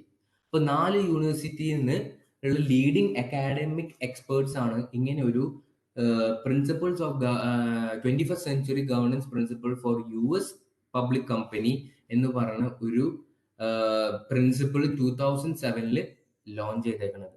Okay, the principles were developed by Paul D Lapides. ഇതൊന്നും നിങ്ങൾ പഠിക്കേണ്ട ആവശ്യമില്ല കേട്ടോ, ജസ്റ്റ് അറിഞ്ഞിരിക്കുക. ഇത്രത്തോളം ആൾക്കാരാണ് ഈ പ്രിൻസിപ്പിൾസ് ഓഫ് ഗുഡ് ഗവർണൻസ് എന്ന് പറയുന്ന ഒരു സംഭവം ഇറക്കിയേക്കുന്നത്. 2007 ഇത് പബ്ലിഷ് ചെയ്തേക്കുന്നത്. അല്ലാണ്ട് ഈ പേരൊന്നും ആരും കാണപ്പാടം പഠിക്കേണ്ട കേട്ടോ, നമുക്ക് ഒട്ടും ആവശ്യമില്ലാത്ത കാര്യങ്ങളാണ്. ഓക്കെ, അപ്പൊ എന്തൊക്കെയാണ് ഇവർ പറഞ്ഞ സംഭവത്തിൽ ഈ 21st Century Governance Principles for US Public Company എന്ന് പറയുന്ന പ്രിൻസിപ്പിൾസിൽ എന്തൊക്കെയാണ് വരണേ എന്ന് നമുക്ക് നോക്കാം. Okay, board purpose. Board purpose എന്ന് പറഞ്ഞാൽ ബോർഡ് എന്ന് പറഞ്ഞാൽ എന്താ? Board of directors. Okay, board of directors should understand that its purpose is to promote and protect the interest of the company's shareholders, stockholders, while considering the interest of other external and internal stakeholders. അതായത് company, ഇതിപ്പോ നമ്മൾ നേരത്തെ discuss ചെയ്ത same സംഭവം തന്നെ, board of directors ആരെയാണ് represent ചെയ്യുന്നത്? കമ്പനിയിലെ ഷെയർ ഹോൾഡേഴ്സിനെ. അപ്പൊ ഇവരുടെ ഇൻട്രസ്റ്റ് ആണ് പ്രൊമോട്ട് ചെയ്യേണ്ടത്. കമ്പനിയിലെ ഷെയർ ഹോൾഡേഴ്സിന്റെ ഇൻട്രസ്റ്റ് ആണ് പ്രൊമോട്ട് ചെയ്യേണ്ടത്. ഓക്കെ, പക്ഷെ അത് മാത്രമല്ല, നമ്മൾ ആരുടെയും കൂടി കൺസിഡർ ചെയ്യണം. ജസ്റ്റ് നമ്മുടെ ഇന്റേണലും എക്സ്റ്റേണലും ആയിട്ടുള്ള സ്റ്റേക്ക് ഹോൾഡേഴ്സിന്റെ കാര്യം കൂടി നമ്മൾ കൺസിഡർ ചെയ്യണം. ജസ്റ്റ് നമ്മുടെ കമ്പനിയുടെ ഷെയർ ഹോൾഡേഴ്സിന്റെ ഇൻട്രസ്റ്റ് മാത്രം പ്രൊമോട്ട് ചെയ്താൽ പോരാ, ആ പ്രൊമോഷനിൽ ആരുടെയും കൂടി നമ്മൾ ഇൻക്ലൂഡ് ചെയ്യണം, ഇൻട്രസ്റ്റ് ഇൻക്ലൂഡ് ചെയ്യണം, നമ്മുടെ കമ്പനിയിലുള്ള സ്റ്റേക്ക് ഹോൾഡേഴ്സിന്റെ. അതായത് എന്താ? ക്രെഡിറ്റേഴ്സ്, എംപ്ലോയീസ്, സപ്ലയേഴ്സ്, ഇതൊക്കെയാണ് ഒരു എക്സ്റ്റേണൽ സ്റ്റേക്ക് ഹോൾഡേഴ്സ് എന്ന് പറയുന്നത്. ഓക്കെ, ഇത് മിക്കതും നമ്മൾ ഡിസ്കസ് ചെയ്ത് തന്നെ ആയിരിക്കും. നമുക്ക് പക്ഷെ എന്തായാലും പോവാം. ബോർഡ് പേർപ്പസ് സംഭവം മനസ്സിലായില്ലേ? ബോർഡ് റെസ്പോൺസിബിലിറ്റി അല്ല, മനസ്സിലായടാ? ബോർഡ് പേർപ്പസ് മനസ്സിലായില്ലേ? ഓക്കെ, ഇനി ബോർഡ് റെസ്പോൺസിബിലിറ്റി. നിങ്ങൾക്ക് ബോർഡ് അടിക്കണ്ട ഇങ്ങനെ ടെക്സ്റ്റ് ബുക്ക് ഈച്ച് ലൈൻ പോകുമ്പോ. നല്ലതല്ലേ? നിങ്ങളുടെ പഠിപ്പ് ഭയങ്കര സിമ്പിൾ ആയില്ലേ? അപ്പോ അല്ലെ, ഭയങ്കര എളുപ്പമാക്കി തന്നില്ലേ? കുഴപ്പമൊന്നുമില്ലല്ലോ, ആർക്കും ഒരു പ്രശ്നമൊന്നുമില്ലല്ലോ. ഉണ്ടെങ്കിൽ എനിക്ക് പറഞ്ഞു തരണം കേട്ടോ, എന്നോട് പറഞ്ഞു തരണേ. ഇനി ബോർഡ് റെസ്പോൺസിബിലിറ്റി, ഇതാണ് second principles. Okay, the boards major areas of responsibility should be monitoring the CEO and other senior executives, overseeing the company strategy. ഇതൊക്കെ നമ്മൾ നേരത്തെ ഡിസ്കസ് ചെയ്ത് തന്നെ. അപ്പൊ ബോർഡിന്റെ റെസ്പോൺസിബിലിറ്റി എന്താ? മിക്കതും ഈ സിഇഒനെ ഓവർസീ ചെയ്യാം.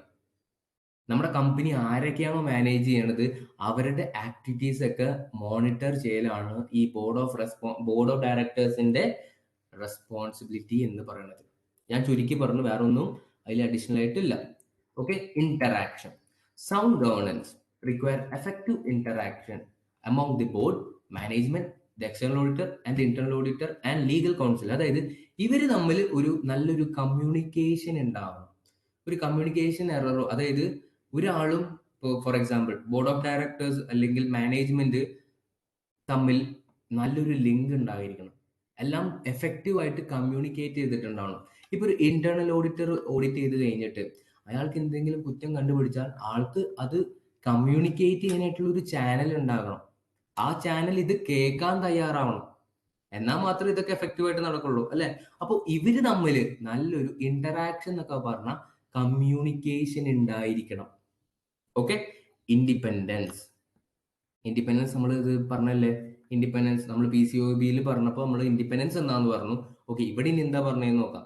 An independent director has no current or prior professional or personal ties to the corporation or its management other than service as a director. അതായത് നമ്മുടെ കമ്പനിയിലുള്ള ബോർഡ് ഓഫ് ഡയറക്ടറിലുള്ള ആൾക്ക് എന്ത് ചെയ്യാൻ പാടില്ല, നമ്മുടെ കമ്പനിയായിട്ട് ഇപ്പോഴും അല്ലെങ്കിൽ മുമ്പോ ഒരു പ്രൊഫഷണൽ ആയിട്ടുള്ള ഒരു ബന്ധോ അല്ലെങ്കിൽ പേഴ്സണൽ ആയിട്ടുള്ള ഒരു ബന്ധോ നമ്മുടെ ബോർഡ് ഓഫ് ഡയറക്ടറിലുള്ള ആൾക്കാർക്ക് ഉണ്ടാകാൻ പാടില്ല എന്നാണ് പറയണത്.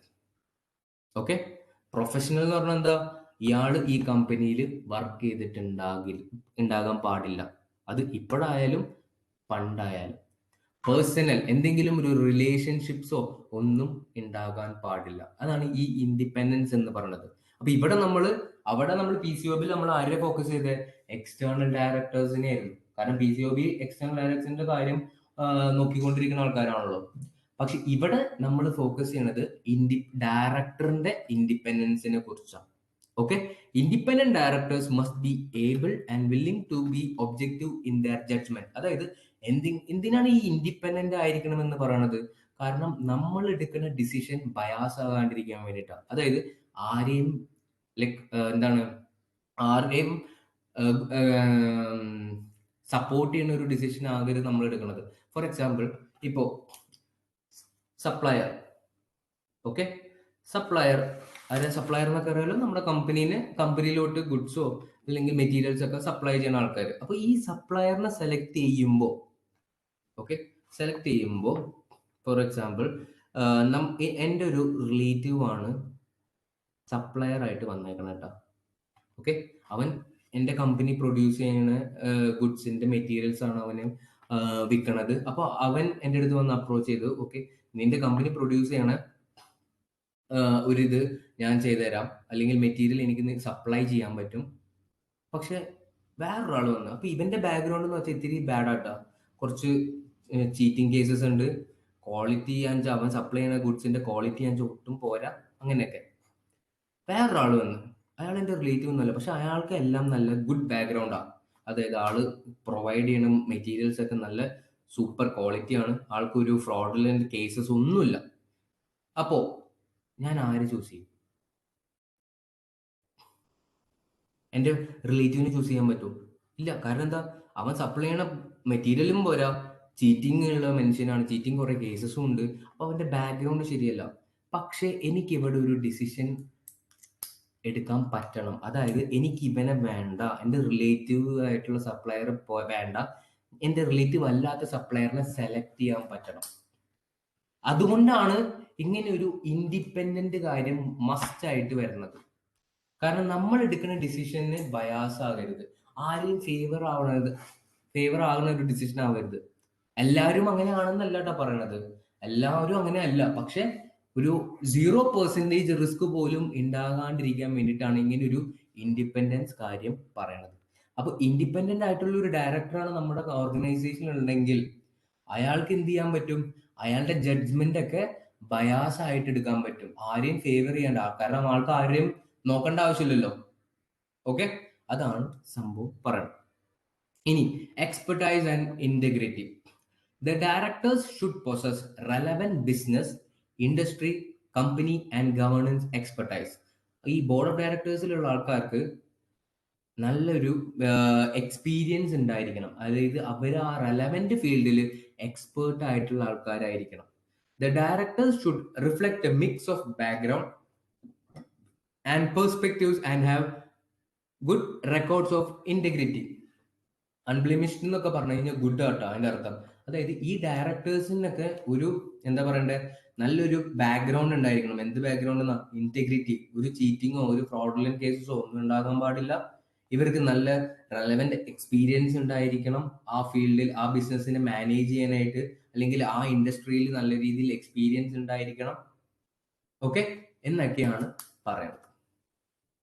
All directors should receive detailed orientation and continuing education to ensure they achieve and maintain the necessary level of expertise. അപ്പോൾ എല്ലാ ഡയറക്ടേഴ്സും എന്ത് ചെയ്തിട്ടുണ്ടാകണം?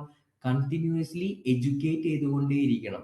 പുതിയ പുതിയ ട്രെൻഡ്സ് എന്താ, ഈ ബിസിനസ്സിൽ പുതിയ ട്രെൻഡ് എന്താ, പുതിയ മാർക്കറ്റ് ഏതാ എന്നൊക്കെ പറയുന്ന കുറെ എഡ്യൂക്കേഷൻസ് ഇല്ലേ, അത് കണ്ടിന്യൂസ്ലി അവര് ചെയ്തുകൊണ്ടിരിക്കണം in order to be expert. Okay, board of ഡയറക്ടേഴ്സിലുള്ളത് എളുപ്പമുള്ള പണിയൊന്നുമല്ല. കാരണം കണ്ടിന്യൂസ്ലി പഠിച്ചുകൊണ്ടേയിരിക്കണം. ഇങ്ങനെ ബുക്ക് പഠിക്കണം എന്നല്ല പറയണം. പുതിയ പുതിയ ടെക്നോളജീസ്, പുതിയ പുതിയ മാർക്കറ്റിൽ വരുന്ന ഇന്നോവേഷൻസ്, പുതിയ ട്രെൻഡ്സ്, ഇതിനെ കുറിച്ചൊക്കെ പഠിക്കണം എന്നാണ് പറയുന്നത്. Okay, leadership. The role of board chair and CEO should be separate. ഞാൻ പറഞ്ഞില്ലേ, ബോർഡ് ഓഫ് ഡയറക്ടേഴ്സിൽ ലീഡ് ചെയ്യുന്ന ഒരു ലീഡറും നമ്മുടെ സിഇഒയും ഒന്നാകാൻ പാടില്ല. ഇത് രണ്ടും സെപ്പറേറ്റ് ആകണം. Okay, if the roles are not separate, ഇപ്പൊ റോൾസ് രണ്ടും സെയിം ആളാണെങ്കിൽ then the independent director should appoint an independent lead director. അപ്പോ ഇങ്ങനെ റോൾസ് സെപ്പറേറ്റ് അല്ലെങ്കിൽ എന്താ ചെയ്യേണ്ടതെന്ന് വെച്ചാൽ, ഈ independent director should appoint an independent lead director. വേറൊരു ലീഡ് ഡയറക്ടറിനെ അപ്പോയിന്റ് ചെയ്തിട്ടുണ്ടാകണം. The lead director and committee chair should provide leadership for agenda setting, meeting and executive sessions. അതായത് അപ്പൊ ഈ ലീഡ് ഡയറക്ടർ ആയിരിക്കണം എന്ത് ചെയ്തിട്ടുണ്ടാകണത്? കുറെ അജണ്ട സെറ്റ് ചെയ്യുക, മീറ്റിംഗിലുള്ള അജൻഡാസ്, മീറ്റിംഗ് എപ്പോൾ വെക്കണം, ആരൊക്കെ ഇതിൽ പങ്കെടുക്കണം എന്നൊക്കെയുള്ള ഒരു ഡിസിഷൻസ് എടുക്കുന്നതാണ് ഈ ഇൻഡിപെൻഡന്റ് ലീഡ് ഡയറക്ടർ എന്ന് പറയുന്ന സംഭവം.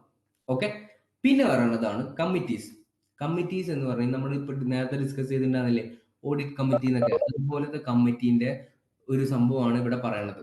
The audit, compensation and governance committees of the board should have charters authorized by the board that outline how each committee will be organized, the committee's duties and responsibility and how they report to the board.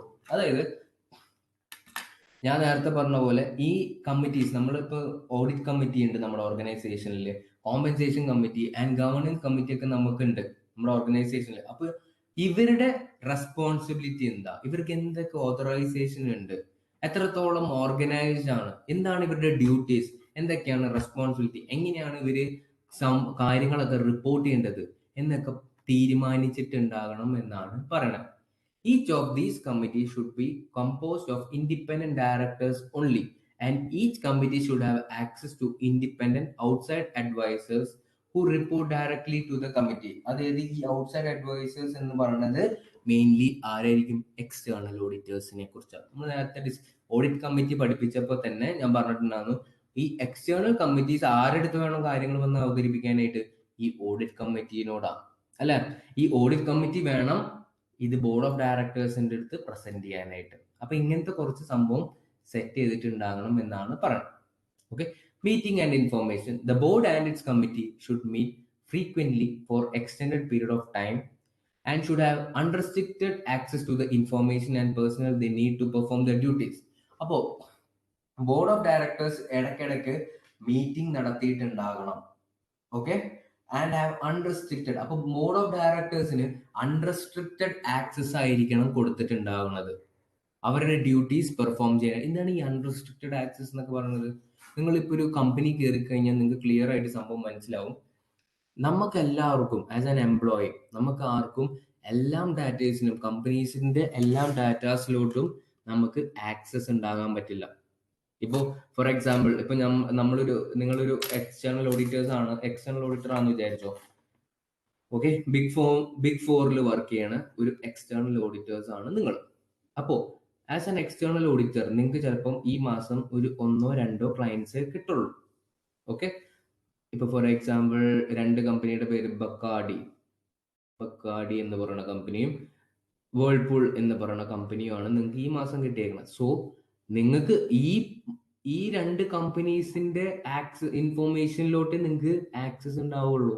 അല്ലാണ്ട് നിങ്ങൾക്ക് ടൊയോട്ടോയുടെയോ മാരുതിയുടെയോ ആ കമ്പനീസിന്റെ ഇൻഫോർമേഷനിലോട്ടൊന്നും access കിട്ടുന്നുണ്ടാവില്ല. Because you are an employee. അപ്പൊ എംപ്ലോയീസിന് അതേതായ ഡിപ്പാർട്ട്മെന്റിന്റെ അവർക്ക് ഡ്യൂട്ടി പെർഫോം ചെയ്യാനായിട്ട് എന്തൊക്കെ ഇൻഫോർമേഷൻ വേണോ അത് മാത്രമേ നമുക്ക് അവർക്ക് ആക്സസ് ചെയ്ത് കൊടുക്കണ്ടാവുള്ളൂ.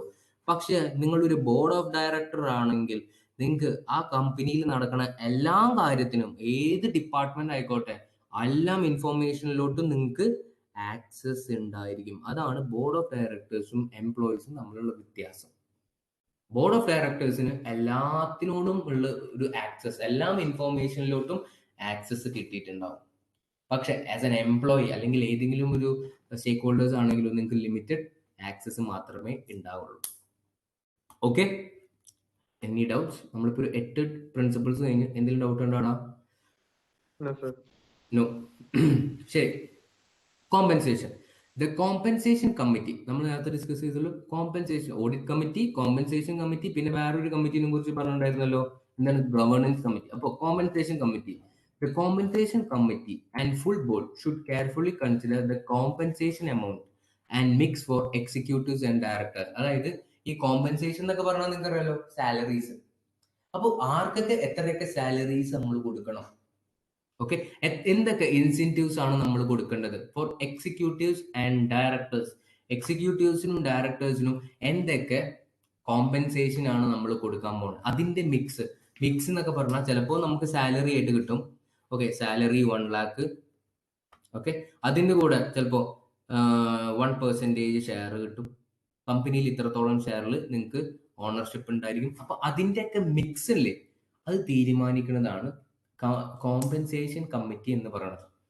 Okay, the compensation committee should evaluate the incentives and risk associated with the heavy emphasis on short-term performance-based incentive compensation for executives and directors. അപ്പോൾ കോമ്പൻസേഷൻ കമ്മിറ്റിന്റെ മേജർ ഫോക്കസ് എന്താ? എന്തെങ്കിലും ഹെവി ആയിട്ടുള്ള ഒരു പേയ്മെന്റ് അല്ലെങ്കിൽ ആർക്കെങ്കിലും കൊടുക്കുന്നുണ്ടോ? നമ്മുടെ എക്സിക്യൂട്ടീവ്സിനും ഡയറക്ടേഴ്സിനും എന്തെങ്കിലും ഹെവി ആയിട്ട്, ഹെവി എന്ന് പറഞ്ഞാൽ വലിയ കോമ്പൻസേഷൻ നമ്മൾ കൊടുക്കുന്നുണ്ടോ? ഒരു ഷോർട്ട് ടേം പീരീഡിൽ നമ്മൾ വലിയ കോമ്പൻസേഷൻ കൊടുക്കുന്നുണ്ടോ? അപ്പൊ നമ്മൾ അത് കൊടുക്കുമ്പോൾ അതിന്റെ റിസ്ക് എന്താ? എന്തിനാണ് ഇയാൾക്ക് ഇത് കൊടുക്കേണ്ടത്? എന്തിനാണ് ഇത്രത്തോളം ഇൻസെന്റീവ്സ് നമ്മൾ കൊടുക്കുന്നത് ഈ ഡയറക്ടറിനും എക്സിക്യൂട്ടീവ്സിനും, അതും ഒരു ഷോർട്ട് പീരീഡ് ഓഫ് ടൈം? ഇതായിരിക്കണം ഇവരുടെ മേജർ റെസ്പോൺസിബിലിറ്റി എന്ന് പറയുന്നത്. ഓക്കെ, ഡിസ്ക്ലോഷർ എന്താണെന്ന് അറിയാലോ, ഡിസ്ക്ലോസ് ചെയ്യുക. അപ്പൊ എന്ത് ഡിസ്ക്ലോസ് ചെയ്യുക? Proxy statements and other communication okay should reflect board and corporate activities and transaction in a transparent and timely manner. Example, ഈ പറയുന്ന കാര്യങ്ങളൊക്കെ ഡിസ്ക്ലോസ് ചെയ്തിട്ടുണ്ടാകണം എന്നാണ് പറയുന്നത്. എന്ത് കാര്യങ്ങൾ? ഫിനാൻഷ്യൽ പെർഫോമൻസ്, കമ്പനിയുടെ ഫിനാൻഷ്യൽ പെർഫോമൻസിനെ കുറിച്ച് ഡിസ്ക്ലോസ് ചെയ്തിട്ടുണ്ടാവണം. എന്തെങ്കിലും മേജേഴ്സ് ആൻഡ് അക്വിസിഷൻ ഉണ്ടോ? മേജേഴ്സ് എന്താണെന്ന് അറിയാലോ? മേജേഴ്സ് എന്താടാ? ബികോം പഠിക്കുന്ന പിള്ളേരല്ലേ, എന്താണ് major? What is major?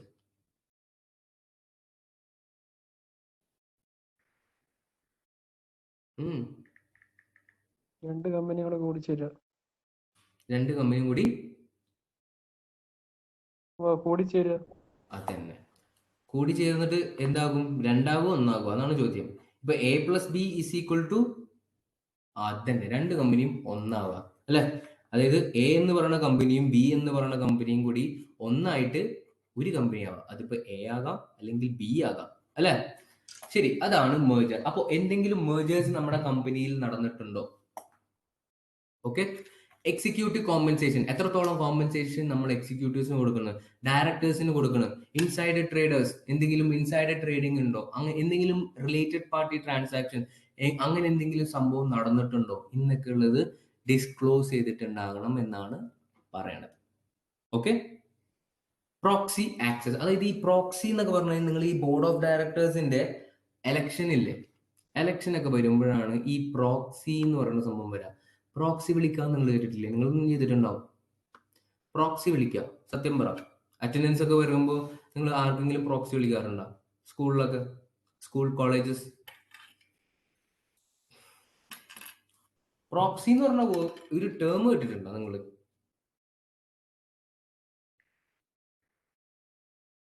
Yes, okay. എന്നാ സൗമ്യ പറ, എന്താണ് പ്രോക്സി? ഒരാൾക്ക് പകരം വേറൊരാള്. അതന്നെ, മറ്റൊരാൾക്ക് വേണ്ടി പറയണം അല്ലെ? ഇപ്പൊ ഞാൻ എന്തുകൊണ്ടാണ് നിങ്ങളിത് കോളേജിലൊക്കെ ചോദിച്ചത്? നിങ്ങൾ ആർക്കെങ്കിലും വേറെ ആൾക്ക് വേണ്ടി അറ്റൻഡൻസ് വിളിച്ചിട്ടുണ്ടോ? അതാണ് ഈ പ്രോക്സി എന്ന് പറയുന്നത്. ഓക്കെ, അപ്പോ proxy access. The board should have a process for share holders to nominate director candidates including access to the proxy statement for long term share holders with significant ownership stakes. അതായത് ഇപ്പൊ ചില meeting ഒക്കെ വരുമ്പോൾ നിങ്ങൾ ഈ part 2 ഇതിനെക്കുറിച്ച് നല്ല രീതിയിൽ പഠിക്കുന്നുണ്ട് കേട്ടോ, പ്രോക്സി എന്ന് പറഞ്ഞിട്ട്. കോർപ്പറേറ്റ് റീസ്ട്രക്ചറിങ് നിങ്ങളുടെ കഴിഞ്ഞതാണോ? പാർട്ട് 2 കഴിഞ്ഞാണോ നിങ്ങളുടെ? Sorry, part 2 കഴിഞ്ഞാണോ? കഴിഞ്ഞു. ഓക്കെ, അപ്പൊ പിന്നെ ഞാൻ പറഞ്ഞു തരേണ്ട ആവശ്യമില്ലല്ലോ. കോർപ്പറേറ്റ് റീസ്ട്രക്ചറിങ് കഴിഞ്ഞല്ലേ? ആ, അപ്പൊ നിങ്ങൾ അവിടെ എടുത്തിട്ടില്ലേ പ്രോക്സി എന്ന് പറയുന്നത്? പ്രോക്സി കേട്ടിട്ടില്ലേ? എന്താണ് കോർപ്പറേറ്റ് റീസ്ട്രക്ചറിങ്ങിന്റെ മേജർ ഒരു സംഭവം? നമ്മുടെ കമ്പനീനെ ആരെങ്കിലും ടേക്ക് ഓവർ ചെയ്ത് വരാൻ, അതായത് ഹോസ്റ്റൈൽ ടേക്ക് ഓവർ ആണെങ്കിൽ അത് തടയാനായിട്ടുള്ള വഴികളാണ് ഈ കോർപ്പറേറ്റ് റീസ്ട്രക്ചറിങ്ങിൽ നിങ്ങൾ പഠിച്ചത് അല്ലെ? അവിടെ നിങ്ങൾ പഠിച്ചിട്ടുണ്ടാവല്ലോ സ്റ്റാഗേർഡ് ബോർഡ് ഓഫ് ഡയറക്ടേഴ്സ് എന്നൊക്കെ പറഞ്ഞിട്ട്. Staggered board of directors, yes, okay. Staggered board of directors എന്താ?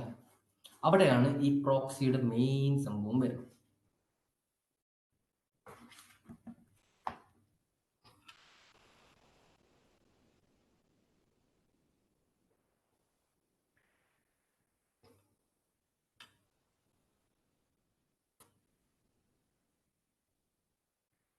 അതായത് ഇപ്പോ ഫോർ എക്സാമ്പിൾ, ഓക്കെ, നമ്മുടെ പ്രോക്സി ആക്സസ് എന്നൊക്കെ പറഞ്ഞു കഴിഞ്ഞാൽ നമ്മൾ ആരെങ്കിലും വേണ്ടി റെപ്രസെന്റ് ചെയ്ത, ഇപ്പൊ ചില സിറ്റുവേഷൻസ് ഒക്കെ വരുമ്പോൾ നമുക്ക് വോട്ടിംഗ് എന്ന് പറയുന്ന സംഭവം വരാറുണ്ട് അല്ലെ? വോട്ടിംഗ് അല്ലെ? ബോർഡ് ഓഫ് ഡയറക്ടേഴ്സിന്റെ സെലക്ഷൻ ആവാം, ആര് ഇപ്രാവശ്യം നമ്മൾ ലീഡ് ചെയ്യണം എന്നൊക്കെ പറയുന്ന കുറെ ഡിസിഷൻ എടുക്കേണ്ട സിറ്റുവേഷൻ വരുമ്പോഴാണ് ഈ എലക്ഷൻസ് ഉണ്ടാവും within the board of directors. ഞാൻ നേരത്തെ പറഞ്ഞല്ലോ, ബോർഡ് ഓഫ് ഡയറക്ടേഴ്സിനെ ആര് കൺട്രോൾ ചെയ്യണം എന്നുള്ള ഒരു ഡിസിഷൻ നമ്മൾ എടുക്കണമല്ലോ. സോ അങ്ങനെയൊക്കെ ഒരു ഡിസിഷൻ എടുക്കാനാവുമ്പോൾ നമ്മളൊരു എലക്ഷൻ നടത്തും within the board of directors. Okay, so അപ്പൊ അവിടെയാണ് നമ്മൾ എന്ത് ചെയ്യുക, കണ്ടുപിടിക്കുക.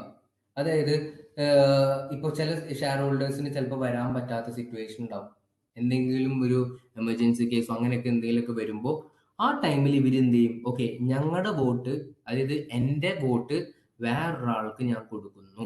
അതിനെയാണ് ഈ പ്രോക്സി എന്ന് പറയുന്ന സംഭവം. ഓക്കെ, എനിക്ക് എന്തോ കാരണം കൊണ്ട് എനിക്ക് വരാൻ പറ്റില്ല, ചിലപ്പോൾ ഞാൻ ഔട്ട് ഓഫ് കൺട്രി ആവാം, എന്തോ ഒരു സിറ്റുവേഷൻ കാരണം, ഇപ്പൊ ഒരു ഷോർട്ട് ആയിട്ട് പഠിക്കാൻ എന്തോ ഒരു സിറ്റുവേഷൻ കാരണം എനിക്ക് വരാൻ പറ്റിയില്ല, റെപ്രസെന്റ് ചെയ്യാൻ പറ്റിയില്ല ആ മീറ്റിങ്ങിന്. സോ ആ ടൈമിൽ ഞാൻ എന്ത് ചെയ്യും? എനിക്ക് ഒരു വോട്ട് ഉള്ളതാ. അപ്പൊ ഞാൻ എന്ത് ചെയ്തു? എന്റെ വോട്ട് വെറുതെ കളയണ്ട എന്ന് വെച്ചിട്ട് ഞാൻ എന്ത് ചെയ്ത്? ഞാൻ എന്റെ ഫ്രണ്ടിനെ അത് ഡെലിഗേറ്റ് ചെയ്ത് കൊടുത്തു. ഈ പ്രോസസ്സിനെയാണ് നമ്മൾ പ്രോക്സി എന്ന് പറയുന്ന സംഭവം. Okay, evaluation. Next principle, evaluation. The board should have procedures in place to evaluate on an annual basis. The സിഇഒനെ ഇവാലുവേറ്റ് ചെയ്യാനായിട്ട് ഒരു ആനുവൽ ആയിട്ടുള്ള ഒരു സംഭവം, അതായത് ആനുവലി നമ്മൾ ഇവാലുവേറ്റ് ചെയ്തുകൊണ്ടേയിരിക്കണം. സിഇഒനെ ഇവാലുവേറ്റ് ചെയ്യണം, ബോർഡ് കമ്മിറ്റീസിനെ ഇവാലുവേറ്റ് ചെയ്യണം, ബോർഡ് ആസ് എ ഹോൾ നമ്മൾ ഇവാലുവേറ്റ് ചെയ്യണം, ഇൻഡിവിജ്വൽ ഡയറക്ടേഴ്സിനെ ഇവാലുവേറ്റ് ചെയ്യണം. അപ്പൊ ഇങ്ങനെ പലതരം ഇവാലുവേഷൻ പ്രോസസ്സ് നമ്മൾ ആനുവലി ചെയ്തിട്ടുണ്ടാകണം എന്നാണ് പറയണത്. ഓക്കെ, സംഭവം മനസ്സിലായോ? 13 പ്രിൻസിപ്പിൾസ് ഉണ്ട് നിങ്ങൾക്ക്. സംഭവം കാണാപ്പാഠം പഠിക്കേണ്ടി വരും. ഓക്കെ, ഒന്നില്ലെങ്കിൽ ബൈ ഹാർട്ട് ആയിട്ട് പഠിക്കുക, അല്ലെങ്കിൽ ജസ്റ്റ് ബൈ ഹാർട്ടായിട്ട് ലൈക്ക് 13 പോയിന്റ്സ് നിങ്ങൾ എന്തായാലും പഠിക്കേണ്ടി വരും. പക്ഷെ എന്താണ് സംഭവം എന്ന് പഠിക്കേണ്ട ആവശ്യമില്ല കേട്ടോ. നിങ്ങൾ അറിഞ്ഞു വെച്ചാൽ മതി. എന്താണെന്ന് ഈ ബുക്കിൽ പറഞ്ഞ പോലെ തന്നെ എഴുതണമെന്നൊന്നുമില്ല. നമ്മൾ നമ്മുടെ ഭാഷയിൽ എഴുതിയാലും മതി. പക്ഷെ നമുക്ക് സംഭവം കാര്യം മനസ്സിലായാൽ മാത്രമേ അത് എഴുതാൻ പറ്റുള്ളൂ. ഓക്കെ, കൺസെപ്റ്റ് കിട്ടിയാൽ മതി. പക്ഷെ ഈ 13 പോയിന്റ്സ് നിങ്ങൾ പഠിച്ചിട്ടുണ്ടാവണം. എന്തെങ്കിലും ഡൗട്ട് ഉണ്ടെങ്കിൽ ചോദിച്ചോ. ഇപ്പോ ഈ 13 പോയിന്റ്സ് ജസ്റ്റ് ഒന്ന് വായിച്ചു നോക്കിയേ. നമുക്ക് ഇനി അങ്ങനെ ഭയങ്കര റഷ് ആയിട്ട് പോകേണ്ട ആവശ്യമൊന്നുമില്ല.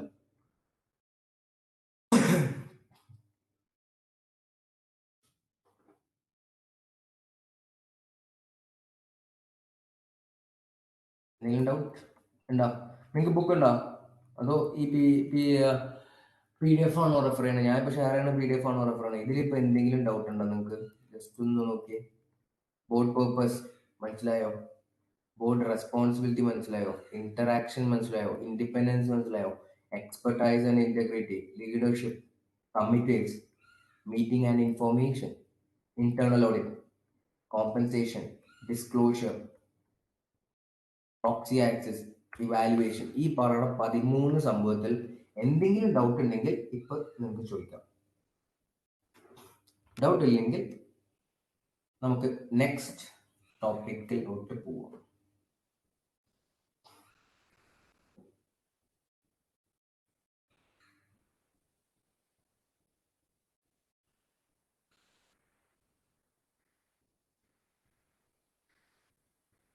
സൗമ്യ ഓക്കെ അടിച്ചു.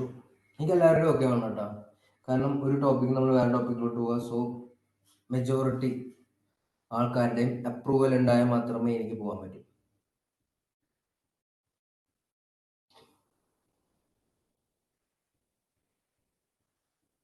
ക്ലിയർ? പക്കയാണ്. ശരി, ഓക്കെ. അപ്പോ ഇതെന്താ സംഭവം എന്ന് വെച്ചാൽ നിങ്ങൾ +2 പഠിച്ച സെയിം സംഭവം തന്നെയാണ്. എങ്ങനെയൊക്കെയാണ് ഒരു കമ്പനി തുടങ്ങേണ്ടത് എന്നുള്ളൊരു സംഭവമാണ് ഇവിടെ നമ്മൾ പഠിക്കാൻ പോകുന്നത്.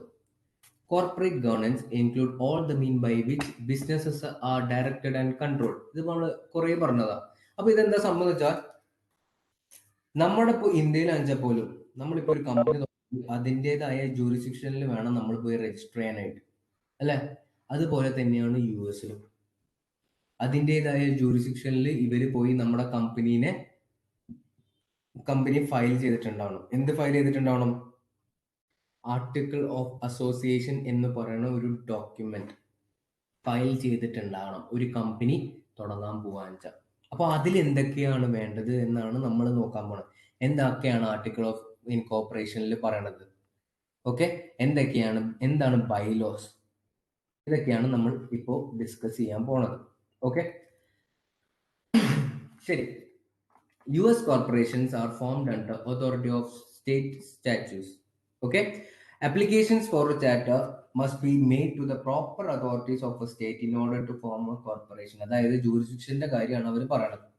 A business usually incorporate in the state where it intends to transact business, but it may be formed in one state, while at the same time have its principal place of business or conduct its operation in other states or states. അതായത് ഏത് ജൂറിസ്ഡിക്ഷനിലാണോ നിങ്ങൾക്ക് ഈ company form ചെയ്യാൻ താല്പര്യം, ആ ജൂറിസ്ഡിക്ഷന്റെ അടിയിൽ വേണം ഇത് പോയി ഫയൽ ചെയ്യാനായിട്ട് അല്ലെങ്കിൽ ഇൻകോർപ്പറേറ്റ് ചെയ്യാനായിട്ട് എന്നാണ് പറയുന്നത്. Okay, a company that want to have its principal place of business located in a different state from its corporation files with the other state for a license to do business in that state and it is known as a foreign corporation in that state. നമുക്കറിയാലോ, ഇപ്പൊ നമുക്ക് principal business വേണ്ടത് ഈ സ്ഥലത്താണ്, ഇന്ന സ്ഥലത്താണ്.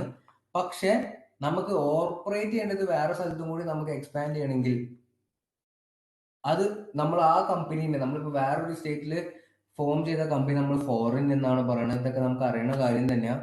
Okay, the corporation will of state income tax, state franchise tax, state sales tax and any other sales any other state tax imposed on business, not only to the state where it is incorporated, but also to every state that is licensed as a foreign corporation. നമുക്ക് അറിയണ കാര്യം തന്നെയാണ്, അല്ലെ? നമ്മുടെ corporation നമ്മൾ as A company നമ്മൾ form ചെയ്ത് കഴിഞ്ഞാൽ നമ്മൾ പല ടാക്സിലും നമ്മൾ കൊടുക്കേണ്ടി വരും. സ്റ്റേറ്റ് ഇൻകം ടാക്സ് കൊടുക്കേണ്ടി വരും, സ്റ്റേറ്റ് ഫ്രാഞ്ചൈസി ടാക്സ് കൊടുക്കേണ്ടി വരും, സ്റ്റേറ്റ് സെയിൽസ് ടാക്സ് കൊടുക്കേണ്ടി വരും. അപ്പൊ പിന്നെ വേറെ എന്തൊക്കെ ടാക്സ് നമ്മുടെ ആ എൻവറോൺമെന്റിൽ നമ്മൾ ബിസിനസ് ഓപ്പറേറ്റ് ചെയ്യണ ആ കൺട്രിയിലോ അല്ലെങ്കിൽ ഏതെങ്കിലും സ്റ്റേറ്റിൽ ഉണ്ടെങ്കിൽ ആ റൂൾസ് പറയണ എല്ലാ ടാക്സും നമ്മൾ പേ ചെയ്തിട്ടുണ്ടാകണം. അതായത് നമ്മുടെ പ്രിൻസിപ്പൽ ബിസിനസ് മാത്രമല്ല, നമുക്ക് എവിടെയൊക്കെ ബിസിനസ് ഉണ്ടോ അവിടത്തെയൊക്കെ നിയമം നമ്മൾ ഫോളോ ചെയ്തിട്ടുണ്ടാകണം എന്നാണ് പറയുന്നത്.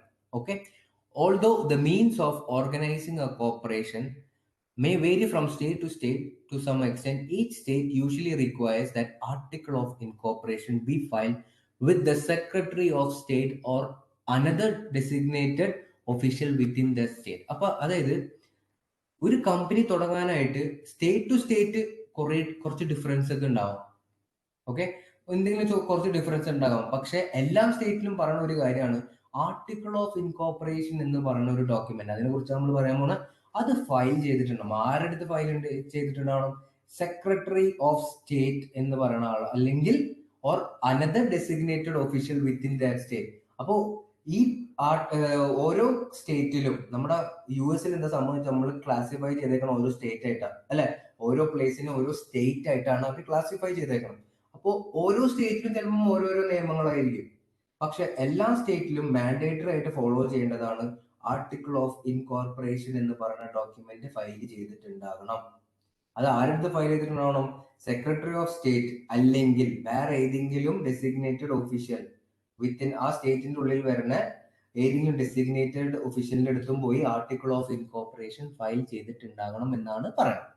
അപ്പൊ ആർട്ടിക്കിൾ ഓഫ് ഇൻകോർപ്പറേഷൻ എന്താണ്, എന്തൊക്കെയാണ് ആർട്ടിക്കിൾ ഓഫ് ഇൻകോർപ്പറേഷനിൽ പറയുന്നത്? അപ്പൊ first one, name of the corporation. നമുക്കറിയാലോ, കമ്പനിയുടെ പേര്. In many states, the corporation name must contain the word corporation or incorporated or company or limited or an abbreviation thereof. A corporate name cannot be the same. അതായത് നമ്മുടെ ആ പേരിൽ എന്തുണ്ട് contain ചെയ്തിട്ടുണ്ടാവണം? Corporation അല്ലെങ്കിൽ incorporated or company or limited എന്നൊക്കെ പറയുന്ന ഒരു abbreviation നമ്മുടെ കമ്പനിയുടെ പേരിൽ ഇൻക്ലൂഡ് ചെയ്തിട്ടുണ്ടാകണം. നമുക്ക് എല്ലാവർക്കും അറിയണതല്ലേ അത്. നമ്മളിപ്പോ ഏത് കമ്പനി എടുത്താലും ഇങ്ങനത്തെ ഏതെങ്കിലും ഒരു വാക്ക് ഉണ്ടാവും. പിന്നെ അത് മാത്രമല്ല, നമ്മുടെ കമ്പനിയുടെ പേര് വേറെ കമ്പനിയായിട്ട് സിമിലാരിറ്റി ഉണ്ടാകാൻ പാടില്ല. A company's name cannot be the same as or similar to the name of any other domestic corporation. അപ്പോൾ ഇതാണ് ഫസ്റ്റ്. അപ്പൊ ആർട്ടിക്കിൾ ഓഫ് ഇൻകോർപ്പറേഷനിൽ ഫസ്റ്റ് പറഞ്ഞ കാര്യം എന്താ? നെയിം ഓഫ് ദ കോർപ്പറേഷൻ ഉണ്ടായിരിക്കണം. നെയിം മാത്രം പോരാ, എന്ത് ചെയ്യണം? അതിന്റെ കൂടെ കുറച്ച് abbreviations like corporation or incorporated or company or limited എന്നൊക്കെ പറയുന്ന വാക്കുകൾ ഈ പേരിന്റെ കൂടെ അബ്രിവിയേഷൻ ഉണ്ടായിരിക്കണം. പിന്നെ ഈ പേരിന് വേറൊരു കമ്പനിയുടെ പേരായിട്ട് സിമിലാരിറ്റി ഉണ്ടാകാൻ പാടില്ല എന്നാണ് പറയുന്നത്. Length of the corporation life, എത്ര നാൾ വേണം നമുക്ക് ഓപ്പറേറ്റ് ചെയ്യാനായിട്ട് നിങ്ങൾ പ്ലാൻ ഇടുന്നുണ്ട്? ബേസിക്കലി എന്താണ്? ഫോർ എവർ ആയിരിക്കും. നിങ്ങൾ +2 ഒരു സംഭവം പഠിച്ചിട്ടില്ലേ? ബിസിനസ് എന്താണ്? ബിസിനസ് ആസ് അൺലിമിറ്റഡ് ലൈഫ് എന്നൊക്കെ നിങ്ങൾ കേട്ടിട്ടില്ലേ? ആ ഒരു തിയറിയിലാണ് നമ്മൾ ഫോം ചെയ്യുന്നത്. അതായത് ബേസിക്കലി എത്ര നാള് നിങ്ങൾ ഈ ബിസിനസ് ചെയ്യാൻ, അതായത് ഈ കമ്പനി കൊണ്ടു നടക്കാനായിട്ട് നിങ്ങൾ പോകുന്നു, ബേസിക്കലി അത് എപ്പോഴും ഫോർ എവർ ആയിരിക്കും എന്നാണ് പറയുന്നത്. Okay, it's purpose and nature of its business. ആ കമ്പനിയുടെ പേർപ്പസ് എന്താ? ആ കമ്പനി നടത്താൻ പോണ ബിസിനസിന്റെ നേച്ചർ എന്താ? എന്താണ് അതിൽ ഇവർ ഉദ്ദേശിക്കുന്നത്? എന്തൊക്കെ സംഭവമാണ് സൊസൈറ്റിയിലോട് അവര് നടത്താൻ ഉദ്ദേശിക്കുന്നത് എന്നൊക്കെയാണ് പറയേണ്ടത്. Okay, the authorised number of share of capital stock that can be issued with a description of the various classes of such stock. അതായത് ഇത് നിങ്ങൾക്ക് പറഞ്ഞു തരേണ്ട, പ്രത്യേകിച്ച് പറഞ്ഞു തരേണ്ട കാര്യമില്ല. കാരണം പാർട്ട് 2 കോർപ്പറേറ്റ് ഫിനാൻസ് പഠിച്ച ആൾക്കാരല്ലേ, അല്ലേ? അപ്പൊ ഓതറൈസ്ഡ് നമ്പർ ഓഫ് ഷെയർസ് എന്ന് പറഞ്ഞു കഴിഞ്ഞാൽ എന്താ സംഭവം? നമുക്ക് ഫോർ എക്സാമ്പിൾ ഒരു കമ്പനിക്ക് 1 lakh ആയിരിക്കും ചിലപ്പോൾ ഓതറൈസ് ചെയ്തേക്കുന്നത് ഇഷ്യൂ ചെയ്യാനായിട്ട്. ആ കമ്പനിയുടെ ലൈഫിൽ ചിലപ്പം 1 lakh ഷെയർസ് ആണ് നിങ്ങൾ ഇഷ്യൂ ചെയ്യേണ്ടത്. ആ നമ്പർ, അതാണ് authorised number of shares. Okay, with description of the various classes of such stock. അതായത് ഇതിൽ തന്നെ ഈ നമ്മൾ സ്റ്റോക്കിനെ പലതുമായിട്ട് ക്ലാസിഫൈ ചെയ്തേക്കണം. ഏതൊക്കെയാണ് different types of shares, stocks ഏതൊക്കെയാണ് ഡിഫറെന്റ് ടൈപ്സ് ഓഫ് സ്റ്റോക്സ്? പറയൂ, പഠിച്ചല്ലേ? കോർപ്പറേറ്റ് ഫിനാൻസ് പഠിച്ചല്ലേ? കോർപ്പറേറ്റ് ഫിനാൻസ് നിങ്ങൾ പഠിച്ചിട്ടില്ലേ? യെസ്, പറയൂ. ഏതൊക്കെയാണ് different types of Stokes?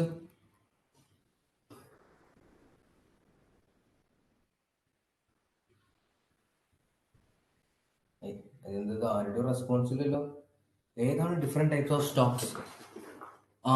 Equity and prefer, അത്ര തന്നെ. സോറി, അപ്പൊ നിങ്ങൾക്ക് കുറച്ച് ടൈം ആണല്ലോ ടൈപ്പ് ചെയ്യാനായിട്ട്. ഓക്കെ, അടിപൊളി. അപ്പോൾ ഇത് എത്രത്തോളം ഇക്വിറ്റി ഷെയർസ്, എത്രത്തോളം പ്രിഫറൻസ് ഷെയർസ് എന്നൊക്കെ പറയുന്ന നമ്പർ നമ്മൾ ഡിസ്ക്രൈബ് ചെയ്തിട്ടുണ്ടാകണം എന്നാണ് പറയുന്നത്. Okay, provisions for amending the articles of incorporation. അതായത് പ്രൊവിഷൻസ് എന്നൊക്കെ പറഞ്ഞാൽ എന്താ, നമുക്ക് ചില നിയമങ്ങൾ എപ്പോഴും ഒന്ന് ഫോളോ ചെയ്യാൻ പറ്റൂല, കറക്റ്റ് അല്ലേ? ചില റൂൾസ് ആൻഡ് റെഗുലേഷൻസ് നമുക്ക് ചില സിറ്റുവേഷൻസ് നമുക്ക് ഫോളോ ചെയ്യാൻ പറ്റില്ല. എത്തിക്സ് നിങ്ങൾ പഠിച്ചിട്ടുണ്ട്. ചില സമയത്ത് നമ്മുടെ മോറൽ വാല്യൂസ് അനുസരിച്ചാണ് നമ്മൾ പോകേണ്ടത്, അല്ലെ? ഇപ്പൊ ഫോർ റെഡ് സിഗ്നൽ വന്നു കഴിഞ്ഞാൽ നമ്മളെല്ലാരും വണ്ടി നിർത്തണം എന്നുള്ളൊരു നിയമമുണ്ട്, അല്ലേ? പക്ഷെ നമ്മളൊരു ആംബുലൻസിന്റെ വണ്ടി എപ്പോഴെങ്കിലും കണ്ടിട്ടുണ്ടോ? റെഡ് സിഗ്നലില്, ട്രാഫിക്കിൽ ഇങ്ങനെ റെഡ് സിഗ്നലിൽ നിൽക്കാറുണ്ടോ? ഇല്ല. കാരണം എന്താ? അവിടെ നമ്മൾ നോക്കുന്നത് ഒരു ഹ്യൂമന്റെ ലൈഫ് സേവ് ചെയ്യാനായിട്ടാണ് അയാൾ പോണത്. So he has the right to go. പക്ഷെ അപ്പൊ അവിടെ നമ്മളൊരു പ്രൊവിഷൻ ഉണ്ടാക്കുന്നുണ്ട്. റെഡ് സിഗ്നൽ വന്നു കഴിഞ്ഞാൽ എല്ലാം വണ്ടികളും നിർത്തണം, except ambulance, except fire, except എന്തെങ്കിലും എമർജൻസി കേസിന് പോകുന്ന ആൾക്കാർ, പോലീസ്, അങ്ങനെ എക്സെപ്ഷൻസ് നമ്മൾ പലതും കൊടുക്കും. അതുപോലെ തന്നെയാണ് ഇവിടെ പ്രൊവിഷൻ. എന്തെങ്കിലും ഒരു ആർട്ടിക്കിൾ ഓഫ് ഇൻകോർപ്പറേഷനിൽ എന്തെങ്കിലും ഒരു സംഭവത്തിൽ പ്രൊവിഷൻസ് കൊടുത്തിട്ടുണ്ടാകണം. Okay, whether or not existing share holders have the first right to buy new shares. അതായത് നമ്മുടെ എക്സിസ്റ്റിംഗ് ഷെയർ, ഇപ്പൊ ഞാൻ പറഞ്ഞു 1 lakh ഷെയർസ് ആണ് കമ്പനിക്ക് ഓതറൈസ് ചെയ്തേക്കുന്ന ഷെയർസ്. ഇത് മൊത്തം ഒറ്റയടിക്ക് അവർ കൊടുക്കൂല. അവരെന്ത് ചെയ്യും? ലോട്ടായിട്ടായിരിക്കും ഇത് കൊടുക്കുക. ഇപ്പൊ ഫോർ എക്സാമ്പിൾ കമ്പനി തുടങ്ങുമ്പോൾ തന്നെ ചിലപ്പോൾ 20,000 ഷെയർസ് ഇഷ്യൂ ചെയ്തിട്ടുണ്ടാവും. ഒരു 3-5 കൊല്ലം കഴിഞ്ഞിട്ട് 20,000 പിന്നെയും നമ്മൾ ഇഷ്യൂ ചെയ്യാൻ പോകുമ്പോൾ നമ്മുടെ എക്സിസ്റ്റിംഗ് ആയിട്ടുള്ള 20,000 ഷെയർ ഹോൾഡേഴ്സിന് ഇത് കൊടുക്കാൻ ഫസ്റ്റ് കൊടുക്കുമോ നിങ്ങൾ? അതായത് ഇവർക്കാണോ ഫസ്റ്റ് അവകാശം ഇത് വാങ്ങാനായിട്ട്? അങ്ങനെ എന്തെങ്കിലും റൈറ്റ്സ് നമ്മൾ കൊടുക്കാൻ താല്പര്യമുണ്ടെങ്കിൽ അത് നമ്മൾ ഡിസ്ക്ലോസ് ചെയ്യേണ്ടത് എവിടെയാണ്? ആർട്ടിക്കിൾ ഓഫ് ഇൻകോർപ്പറേഷനിലാണ്. Okay, the name and address of the incorporators whose power terminate upon filing. അതായത് ഇൻകോർപ്പറേറ്റർ എന്നൊക്കെ പറഞ്ഞാൽ the person who signs the article of incorporation are called the incorporator. ഈ ആർട്ടിക്കിൾ ഓഫ് ഇൻകോർപ്പറേഷൻ സൈൻ ചെയ്യുന്ന ആളെയാണ് നമ്മൾ article incorporators എന്ന് പറയുന്നത്. Okay, incorporator service ends with the filing of the article of incorporation. അപ്പൊ ഇയാളുടെ സർവീസ് എവിടത്തോടെ തീരും? ഈ ആർട്ടിക്കിൾ ഓഫ് ഇൻകോർപ്പറേഷൻ ഫയൽ ചെയ്തതോടെ തന്നെ ഇൻകോർപ്പറേറ്റേഴ്സിന് റിസൈൻ ചെയ്ത് പോകണം എന്നാണ് പറയുന്നത്. ഓക്കെ, വൺസ് ഈ ആർട്ടിക്കിൾ ഓഫ് ഇൻകോർപ്പറേഷൻ ഫയൽ ചെയ്ത് കഴിഞ്ഞാൽ നടക്കാൻ പോണത് എന്താണെന്ന് വെച്ചാൽ ഇൻകോർപ്പറേറ്റേഴ്സ് റിസൈൻ ചെയ്യണം, initial board of directors form ചെയ്തിട്ടുണ്ടാവണം. ഓക്കെ, ഇതൊക്കെയാണ് സംഭവം. എന്നിട്ട് ഈ ബോർഡ് ഓഫ് ഡയറക്ടേഴ്സ് എന്ത് ചെയ്തിട്ടുണ്ടാവണം? ഈ കമ്പനീനെ ടേക്ക് ഓവർ ചെയ്തിട്ടുണ്ടാവണം. അങ്ങനെ പല സംഭവമാണ് പഠിക്കാൻ പോണത് കേട്ടോ. Okay, the name and address of the, okay, അത് നമ്മൾ ഡിസ്കസ് ചെയ്ത്, the name and address of the members of the initial board of directors whose power commence upon filing. ഞാൻ നേരത്തെ പറഞ്ഞ പോലെ വൺസ് ഈ ആർട്ടിക്കിൾ ഓഫ് ഇൻകോർപ്പറേഷൻ ഫയൽ ചെയ്ത് കഴിഞ്ഞാൽ എന്താണ് ആരെ എടുക്കേണ്ടത്? കമ്പനിയെ ടേക്ക് ഓവർ ചെയ്യേണ്ടത് ബോർഡ് ഓഫ് ഡയറക്ടേഴ്സ് ആണ്. അപ്പോൾ അവരുടെ പേര്, അഡ്രസ്സ്, ആരൊക്കെയാണ് ഇനീഷ്യലി ബോർഡ് ഓഫ് ഡയറക്ടേഴ്സിൽ ഉണ്ടാവുക, ഓക്കെ, പിന്നെ അവരുടെ പവർ എന്തൊക്കെ ആർട്ടിക്കിൾ ഓഫ് ഇൻകോർപ്പറേഷനിൽ ഡിസ്ക്ലോസ് ചെയ്തിട്ടുണ്ടാവണം. The name and address of the corporation's registered agent for receiving services of process and other notices. അപ്പോ രജിസ്റ്റേർഡ് ഏജന്റ് അയാളുടെ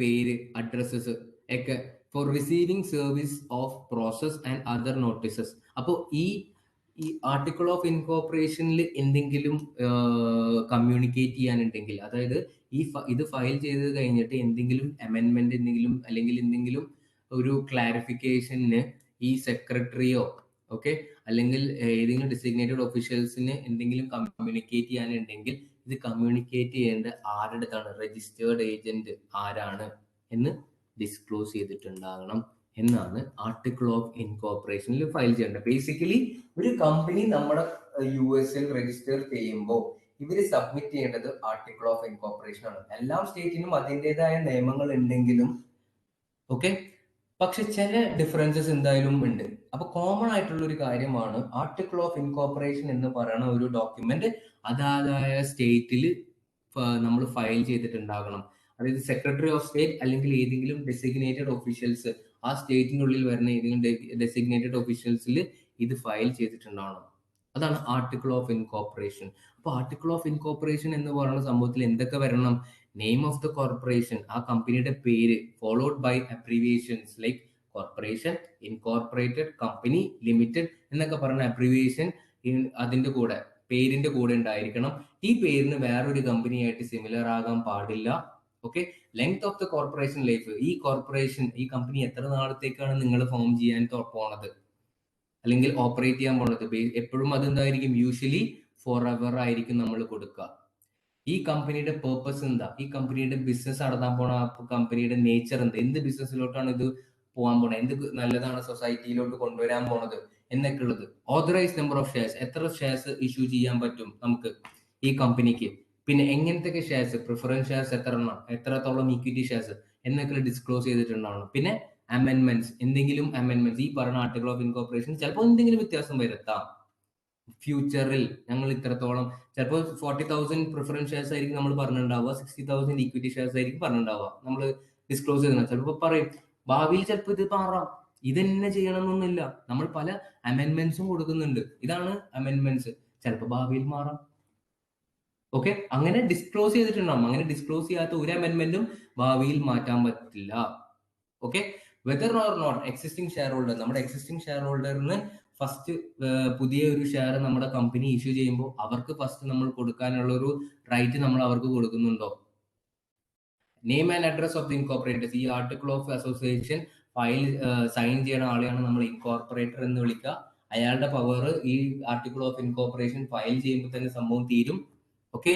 name and address of the members of the initial board of directors, ഈ company first തുടങ്ങുമ്പോൾ തന്നെ, അതായത് ഈ ഇൻകോർപ്പറേറ്റർ file ചെയ്ത് കഴിഞ്ഞാൽ, article of association file ചെയ്ത് കഴിഞ്ഞാൽ ഇൻകോർപ്പറേറ്റർ റിസൈൻ ചെയ്യണം. പിന്നെ ആരാണ് കമ്പനിനെ ഏറ്റെടുക്കുക? Initial board of directors. So അവിടെ ആരൊക്കെ വരുന്നുണ്ട്, അവരുടെ പേര്, അഡ്രസ്. ഓക്കെ. പിന്നെ ഏജന്റ്, ആരുമായിട്ടാണ് കമ്മ്യൂണിക്കേഷൻ ചെയ്യേണ്ടത്, ഫർദർ കമ്മ്യൂണിക്കേഷൻ എന്തെങ്കിലും ഉണ്ടെങ്കിൽ ആരായിട്ടാണ് നമ്മൾ ചെയ്യേണ്ടത് എന്നുള്ളൊരു, അയാളുടെ പേര്, അഡ്രസ് ഒക്കെ നമ്മൾ കൊടുക്കണം എന്നാണ് പറയണത്. എന്തെങ്കിലും ഡൗട്ട് ഉണ്ടോ? നിങ്ങൾക്ക് മിക്കവർക്കും അറിയണ സംഭവമായിരിക്കും അല്ലെ, ആർട്ടിക്കിൾ ഓഫ് അസോസിയേഷൻ, ഇൻകോർപ്പറേഷൻ എന്നൊക്കെ നമ്മൾ പണ്ടേ പഠിച്ചിട്ടുള്ളതല്ലേ അല്ലേ? ഓക്കെ. സോ ഗൈസ്, ഡൗട്ട് ഉണ്ടോ ഈ പോയിന്റിൽ? ഇത്രയും പോയിന്റ്സ് നമ്മൾ നോക്കി, എന്തെങ്കിലും ഡൗട്ട് ഉണ്ടെങ്കിൽ ചോദിച്ചോ.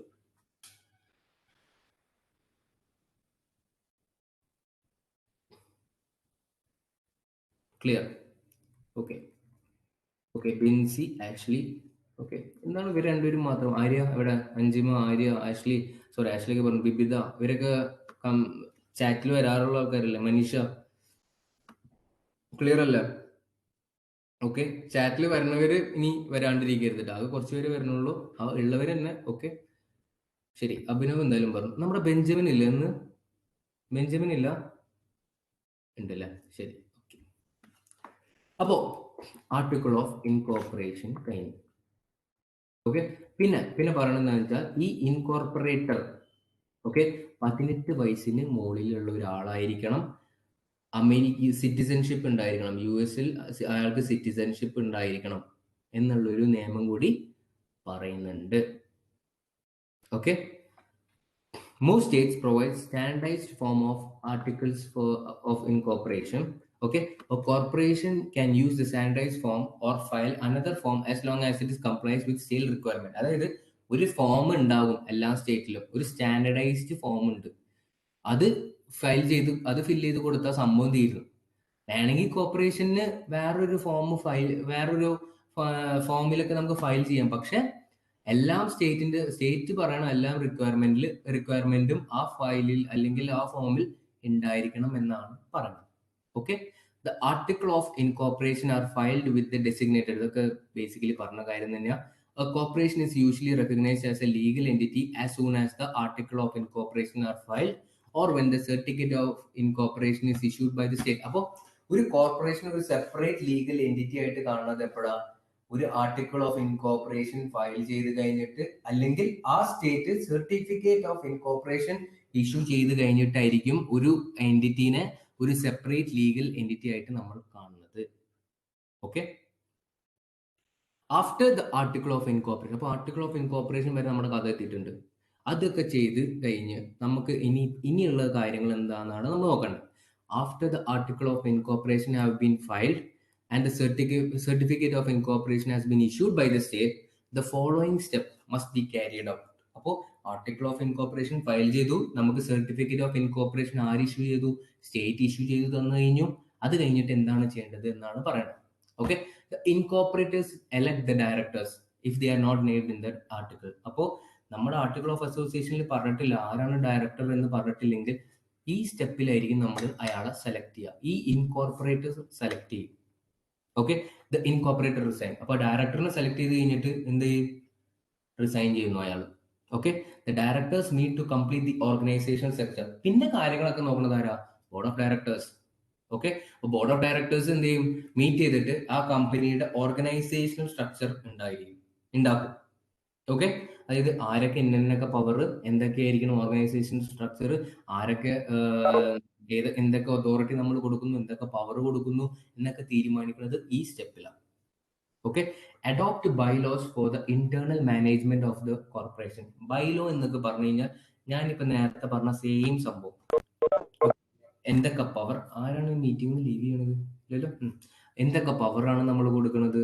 ഓക്കെ, എന്തൊക്കെ അതോറിറ്റി ആർക്കൊക്കെ നമ്മൾ കൊടുക്കുന്നുണ്ട്, നമ്മുടെ ഓർഗനൈസേഷനിൽ എന്തൊക്കെ ഹൈറാക്കീസ് ഉണ്ട് എന്നൊക്കെ പറയുന്ന ഒരു സംഭവമാണ് ഈ ബൈലോ. ഓക്കെ, നമുക്ക് നോക്കാം എന്തൊക്കെയാണ് അതിലുള്ളതെന്ന്. Adopt bylaws. ഇപ്പൊ ബൈലോസിൽ എന്തൊക്കെ സ്പെസിഫൈ ചെയ്യുന്ന the requirement for annual meeting of share holders. Okay, എല്ലാ വർഷവും ഒരു ആനുവൽ മീറ്റിംഗ് ഉണ്ടാവില്ലേ, അതിന്റെ റിക്വയർമെന്റ് ബൈലോയിൽ സ്പെസിഫൈ ചെയ്തിട്ടുണ്ടാകണം. Specification regarding what constitutes a quorum at a share holders meeting and what constitute a majority vote on the part of share holders. അതായത് ഞാൻ പറഞ്ഞല്ലോ വോട്ടിങ്ങിന്റെ കുറച്ച് കാര്യങ്ങളുണ്ട്. അപ്പോൾ അതിൽ എന്തൊക്കെ പെടാം, ഓക്കെ, എന്തൊക്കെ അതിൽ പെടൂല എന്നൊക്കെ ഒരു സ്പെസിഫിക്കേഷൻ ഉണ്ട്. അപ്പൊ എല്ലാ കാര്യങ്ങളും നമ്മൾ വോട്ട് ചെയ്ത് മെജോറിറ്റി വഴി ഒന്നും ആവില്ല ചിലപ്പോൾ പോവാം. അപ്പൊ ഈ ബൈലോയിലാണ് നമ്മൾ പറയുന്നത് എന്തൊക്കെ കാര്യങ്ങൾ നമ്മൾ മെജോറിറ്റി വോട്ട് നമ്മൾ നോക്കുന്നു, ചില കാര്യങ്ങൾക്ക് നമ്മൾക്ക് മെജോറിറ്റി വോട്ടല്ല, നമ്മൾ വേറൊരു രീതിയാണ് നമ്മൾ ഫോളോ ചെയ്യുന്നത്. Okay, methods of calling special share holders meeting. അപ്പോൾ ആനുവലി ആണ് സംഭവം നടക്കാറ്, യൂഷ്വലി ആനുവലി ആണ്. പക്ഷെ ചിലപ്പോൾ എന്തെങ്കിലും ഒരു എമർജൻസി കേസ് കാരണം നമുക്ക് എന്തെങ്കിലും ഒരു ഷെയർ ഹോൾഡർ മീറ്റിംഗ് കൂടണമെങ്കിൽ അതിന്റെ മെത്തേഡ്സ് എന്തായിരിക്കണം? മെത്തേഡ്സ് നമ്മൾ പ്ലസ് ടുവിൽ പഠിച്ചിട്ടില്ലേ? ഇപ്പൊ മെയിൽ ആവാം, നോട്ടീസ് ആവാം, എന്ത് വേണമെങ്കിലും ആവാം. Okay, how directors are to be elected by the share holders, the number of directors and the length of the term, specification for meeting of the board of what constitute. Okay, അതായത് ഞാൻ പറഞ്ഞല്ലോ ഈ 1 lakh share holders ഉണ്ട് നമ്മുടെ ഓർഗനൈസേഷനിൽ for example. അപ്പോൾ ഈ 1 lakh മൊത്തം ബോർഡ് ഓഫ് ഡയറക്ടേഴ്സ് ആവില്ല. ഈ 1 lakh ആൾക്കാർ സെലക്ട് ചെയ്ത കുറച്ച് ആൾക്കാരായിരിക്കും ഈ ഷെയർ ബോർഡ് ഓഫ് ഡയറക്ടേഴ്സിൽ വരുന്നത്. എങ്ങനെയായിരിക്കണം ആ പ്രോസസ്? എത്ര പേരുണ്ടായിരിക്കണം ബോർഡ് ഓഫ് ഡയറക്ടേഴ്സ്? ഇവരുടെ ലെങ്ത്, എത്ര നാൾ ഇവർക്ക് ബോർഡ് ഓഫ് ഡയറക്ടേഴ്സിൽ സെർവ് ചെയ്യാൻ പറ്റും? പിന്നെ നമ്മൾ നേരത്തെ ഡിസ്കസ് ചെയ്ത പോലെ എന്തായിരിക്കണം ആനുവൽ മീറ്റിംഗിന്റെ ഒരു റിക്വയർമെന്റ്, ആനുവൽ ബോർഡ് മീറ്റിംഗിന്റെ ഒരു സ്പെസിഫിക്കേഷൻ, അല്ലെങ്കിൽ എന്തായിരിക്കണം എന്നൊക്കെയുള്ള ഒരു സംഭവമാണ് ബൈലോയിൽ പറയുന്നത്. Okay, how officers are to be elected by the board of directors. Okay, അപ്പൊ board of directors, share holders നമ്മുടെ ബോർഡ് ഓഫ് ഡയറക്ടേഴ്സിനെ എലക്ട് ചെയ്യുന്നു. ബോർഡ് ഓഫ് ഡയറക്ടേഴ്സ് ആരെ സെലക്ട് ചെയ്യുന്നു? മാനേജേഴ്സ് അല്ലെങ്കിൽ ഓഫീസേഴ്സിനെ സെലക്ട് ചെയ്യുന്നു. ഇതെങ്ങനെ? ഓഫീസേഴ്സിന്റെ പൊസിഷൻസ്, എന്തൊക്കെ പൊസിഷൻസ് ആണ്, ആൻഡ് ദ റെസ്പോൺസിബിലിറ്റി, ഓരോ പൊസിഷനും അതിൻ്റെതായ റെസ്പോൺസിബിലിറ്റി നമ്മൾ അസൈൻ ചെയ്ത് കൊടുക്കുന്നു. ഓക്കെ, ഇപ്പൊ നിങ്ങൾ തന്നെ കണ്ടു കഴിഞ്ഞാൽ പറയാം, ഒരു കമ്പനി കയറി കഴിഞ്ഞാൽ, ഒരു ടാക്സ് ഡിപ്പാർട്ട്മെന്റിൽ കയറി കഴിഞ്ഞാൽ ടാക്സ് അനാലിസ്റ്റ് ഉണ്ട്, അഡ്വാൻസ് ടാക്സ് അനാലിസ്റ്റ് ഉണ്ട്, സീനിയർ ടാക്സ് അനാലിസ്റ്റ് ഉണ്ട്, സീനിയർ ടാക്സ് ഡിപ്പാർട്ട്മെന്റ്സ് ഉണ്ട്, മാനേജേഴ്സ് ഉണ്ട്, പിന്നെ പാർട്ട്ണർ ഓഫ് പ്രിൻസിപ്പൽസ് എന്ന് പറഞ്ഞ ആൾക്കാർ വരെ ഉണ്ട്. അപ്പോൾ ഒരു ഡിപ്പാർട്ട്മെന്റിൽ തന്നെ ഒരു 16 ഹൈറാക്കീസ് ഉണ്ട്. ഓക്കെ, അപ്പോൾ ഇതിൽ ആരൊക്കെ, എന്തൊക്കെ പവേഴ്സ് ആണ്, എന്തൊക്കെ റെസ്പോൺസിബിലിറ്റീസ് ആണ് ഇവർക്കുള്ളത് എന്ന് തീരുമാനിക്കുന്നതാണ് ഈ ബൈ ലോയിൽ പറയുന്നത്. Okay, how the shares of the corporation shall be represented. For example certificate ആണോ, അല്ലെങ്കിൽ എങ്ങനെയാണ് നമ്മുടെ കോർപ്പറേഷന്റെ ഷെയർസ് ഇഷ്യൂ ചെയ്യാൻ പോണത്. പണ്ടൊക്കെ ആയിരുന്നു സർട്ടിഫിക്കറ്റ്സ് അല്ലെ, ഇപ്പൊ എനിക്ക് തോന്നുന്നില്ല സർട്ടിഫിക്കറ്റ് ഡിജിറ്റൽ ആയിരിക്കും. അപ്പോൾ ഇത് എങ്ങനെയായിരിക്കണം നമ്മൾ ഷെയർസ് ഇഷ്യൂ ചെയ്തിട്ടുണ്ടാകുക? ഓക്കെ, നിങ്ങൾ ആരെങ്കിലും പണ്ടത്തെ ഷെയറിന്റെ ഫോട്ടോ കണ്ടിട്ടുണ്ടോ? നിങ്ങൾ തപ്പിയിട്ടുണ്ടോ? ഒന്ന് തപ്പി നോക്കിക്കോട്ടോ. പണ്ടത്തെ കമ്പനീസ് ഒക്കെ, അതായത് ഒരു പണ്ട് കാലത്തൊക്കെ എങ്ങനെയാണ് കമ്പനീസ് ഷെയർ ഇഷ്യൂ ചെയ്തേക്കുന്നത് നിങ്ങൾ കണ്ടിട്ടുണ്ടാവും. ചിലപ്പോൾ +2 നമ്മുടെ ടെക്സ്റ്റ് ബുക്കിലൊക്കെ ഉണ്ടായിരിക്കാം. ഇല്ലെങ്കിൽ കണ്ടിട്ടില്ലെങ്കിൽ ജസ്റ്റ് ഗൂഗിളിൽ സെർച്ച് ചെയ്ത് നോക്കാം. എന്തായാലും നോക്കണം കേട്ടോ, നല്ല രസമാണ്. ഓക്കെ, പിന്നെ specification four payment of dividend. Okay, എങ്ങനെയാണ് ഡിവിഡൻഡ് പേ ചെയ്യാൻ പോണത്? നമുക്കറിയാം, ഇപ്പൊ കോർപ്പറേറ്റ് ഫിനാൻസ് പഠിച്ച ആൾക്കാരായത് കാരണം ഡിവിഡൻഡ് എന്ന് പറഞ്ഞു കഴിഞ്ഞാൽ ആർക്ക് നമ്മൾ കൊടുക്കുന്നതാ? പ്രിഫറൻസ് ഷെയർ ഹോൾഡേഴ്സിനും കൊടുക്കും, ഇക്വിറ്റി ഷെയർ ഹോൾഡേഴ്സിനും കൊടുക്കും. ഇക്വിറ്റിക്കാർക്ക് നമ്മൾ ഫിക്സഡ് ഡിവിഡൻഡ് ആണോ കൊടുക്കുന്നത്? ആണോടാ? ഇക്വിറ്റിയിൽ fixed share holder fixed dividend ആണോ? നോ. Then what? ഇക്വിറ്റിക്കാർക്ക് എങ്ങനെയാണ്?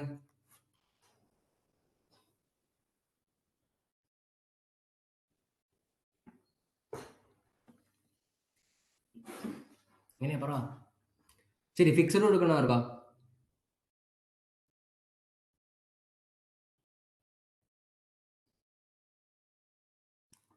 യെസ്, പ്രിഫറൻസ് അല്ലെ?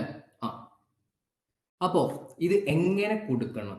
ഡിവിഡൻഡ് നമുക്ക് പല വഴി കൊടുക്കാം. ക്യാഷ് ആയിട്ട് കൊടുക്കാം, ഷെയർസ് ആയിട്ട് കൊടുക്കാം, എങ്ങനെ വേണമെങ്കിലും നമ്മൾ കൊടുക്കാം അല്ലെ? പല രീതിയിൽ നമ്മൾ കൊടുക്കുന്നുണ്ട്. അപ്പൊ അതെങ്ങനെയൊക്കെ, എത്രയൊക്കെ, ഇക്വിറ്റി ഷെയർസിന് എത്ര, അങ്ങനെയൊക്കെ. Okay, how the bylaw can be amended. The directors ordinarily have the power to enact, amend or repeal. ഞാൻ പറഞ്ഞ പോലെ ഇപ്പൊ എല്ലാ നിയമങ്ങളും നമുക്ക് ഫോളോ ചെയ്യാൻ പറ്റൂല. അപ്പോ ഇതിൽ ഈ പറയുന്ന ബൈലോയിൽ എന്തെങ്കിലും ചേഞ്ചസ് നമുക്ക് ഭാവിയിൽ ഉണ്ടെങ്കിൽ അത് ആർക്ക്, എങ്ങനെയൊക്കെ, ആർക്കാണ് അതിനുള്ള അതോറിറ്റി ഉള്ളത് എന്നൊക്കെ നമ്മൾ ബൈലോയിൽ ക്ലിയർ ആയി പറയുന്നുണ്ട്. എലക്ട് ഓഫീസേഴ്സ്, അത് നമ്മൾ പറഞ്ഞു. Authorise establishment of the corporate bank account, designate the bank, designate by the name of the person who are authorized to sign check. അപ്പോൾ ഏത് ബാങ്ക്, നമ്മുടെ കോർപ്പറേറ്റിന്റെ ബാങ്ക് അക്കൗണ്ട് നമ്മൾ ബൈലോയിൽ സ്പെസിഫൈ ചെയ്തിട്ടുണ്ടാവണം. ഏത് ബാങ്ക്, ആർക്കാണ് അതോറിറ്റീസ്, ചെക്കൊക്കെ സൈൻ ചെയ്യാനായിട്ട് ഒരാളുടെ ഒപ്പ് വേണ്ട, ചെക്ക് പാസ് ആകാനായിട്ട് ഒരാളുടെ ഒപ്പ് വേണ്ടേ? അപ്പോൾ അത് ആർക്കാണ് ഇടാനായിട്ടുള്ള റൈറ്റ് ഉള്ളത്? Okay, consider four ratification any contracts entered into before incorporation. അപ്പോൾ ഈ ഇൻകോർപ്പറേഷൻ, അതായത് നമ്മുടെ കമ്പനിയിൽ ഇൻകോർപ്പറേറ്റ് ചെയ്യുന്ന മുമ്പ് എന്തെങ്കിലും ഒരു കോൺട്രാക്ട് നമുക്ക് വന്നിട്ടുണ്ടെങ്കിൽ അതിനെ കുറിച്ച് നമ്മൾ നോക്കണം. Okay, approve the form of certificate that will represent shares of the company stock. നമ്മൾ നേരത്തെ ഡിസ്കസ് ചെയ്ത പോലെ നമ്മുടെ കമ്പനിയുടെ ഷെയർസ് എങ്ങനെയൊക്കെ ഇഷ്യൂ ചെയ്യാം, ഏതൊക്കെ ഫോം ഇഷ്യൂ ചെയ്യാൻ പറ്റും. Okay, accept or reject stock subscription. നമുക്ക് ഈ സ്റ്റോക്ക് സബ്സ്ക്രിപ്ഷൻ ഒക്കെ നിങ്ങൾക്ക് അറിയാലോ, നമ്മുടെ കോർപ്പറേറ്റ് ഫിനാൻസ് നമ്മൾ പഠിക്കണില്ലേ? എങ്ങനെയൊക്കെ ഇപ്പോൾ ചില സമയത്ത് നമ്മൾ ഇഷ്യൂ ചെയ്യുന്നതിന് മുമ്പ് നമ്മൾ ആദ്യം കൊടുക്കാൻ പോണത് ഈ ഇന്ന ആൾക്കാർക്കായിരിക്കും, എക്സിസ്റ്റിംഗ് ഷെയർ ഹോൾഡേഴ്സിനായിരിക്കും നമ്മൾ ഫസ്റ്റ് കൊടുക്കാൻ പോവുക. അപ്പോൾ അങ്ങനത്തെ കുറച്ച് കാര്യങ്ങളാണ് നമ്മൾ സ്റ്റോക്ക് സബ്സ്ക്രിപ്ഷൻ എന്ന് പറയുന്നത്. അപ്പോൾ ഇത് അക്സെപ്റ്റ് ചെയ്യണോ റിജക്ട് ചെയ്യണോ? അപ്പോൾ അതിന്റെ കാര്യങ്ങളൊക്കെയാണ് ഇവിടെ പറയുന്നത്. Adopt A corporate seal. നമ്മുടെ കമ്പനിക്ക് ഒരു സീൽ ഉണ്ട്, അത് എന്തായിരിക്കണം എന്ന് നമ്മൾ ഒരു കോർപ്പറേറ്റ് സീൽ നമ്മൾ നോക്കുന്നു.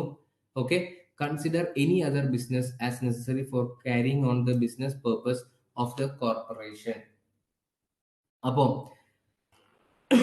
ഇങ്ങനത്തെ കുറച്ച് കാര്യങ്ങളാണ് നമ്മുടെ ബൈലോസിൽ നമ്മൾ പറയണത്. ഓക്കെ, നമുക്ക് അറിയണ കാര്യം തന്നെയാണ്. ബൈലോയിൽ നമ്മൾ ആദ്യം ആർട്ടിക്കിൾ ഓഫ് ഇൻകോർപ്പറേഷൻ ഫയൽ ചെയ്ത ഉടനെ തന്നെ നമ്മൾ എന്ത് ചെയ്തിട്ടുണ്ടാവണം?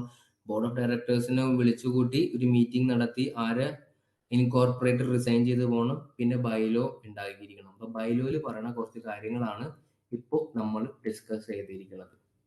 എന്തെങ്കിലും ഡൗട്ട് ഉണ്ടോ?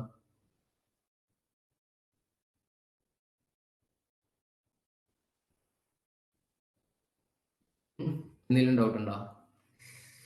ഓക്കെ, പക്ക. എന്തെങ്കിലും ഡൗട്ട് ഉണ്ടെങ്കിൽ ബുക്ക് വായിച്ചിട്ട്, ഇനി നിങ്ങൾക്ക് നാളെ ലീവല്ലേ? നാളെ ലീവ് ആണോ? ശരി, ക്ലാസ് ഒന്നും വൈൻഡപ്പ് ചെയ്തിട്ടില്ല കേട്ടോ.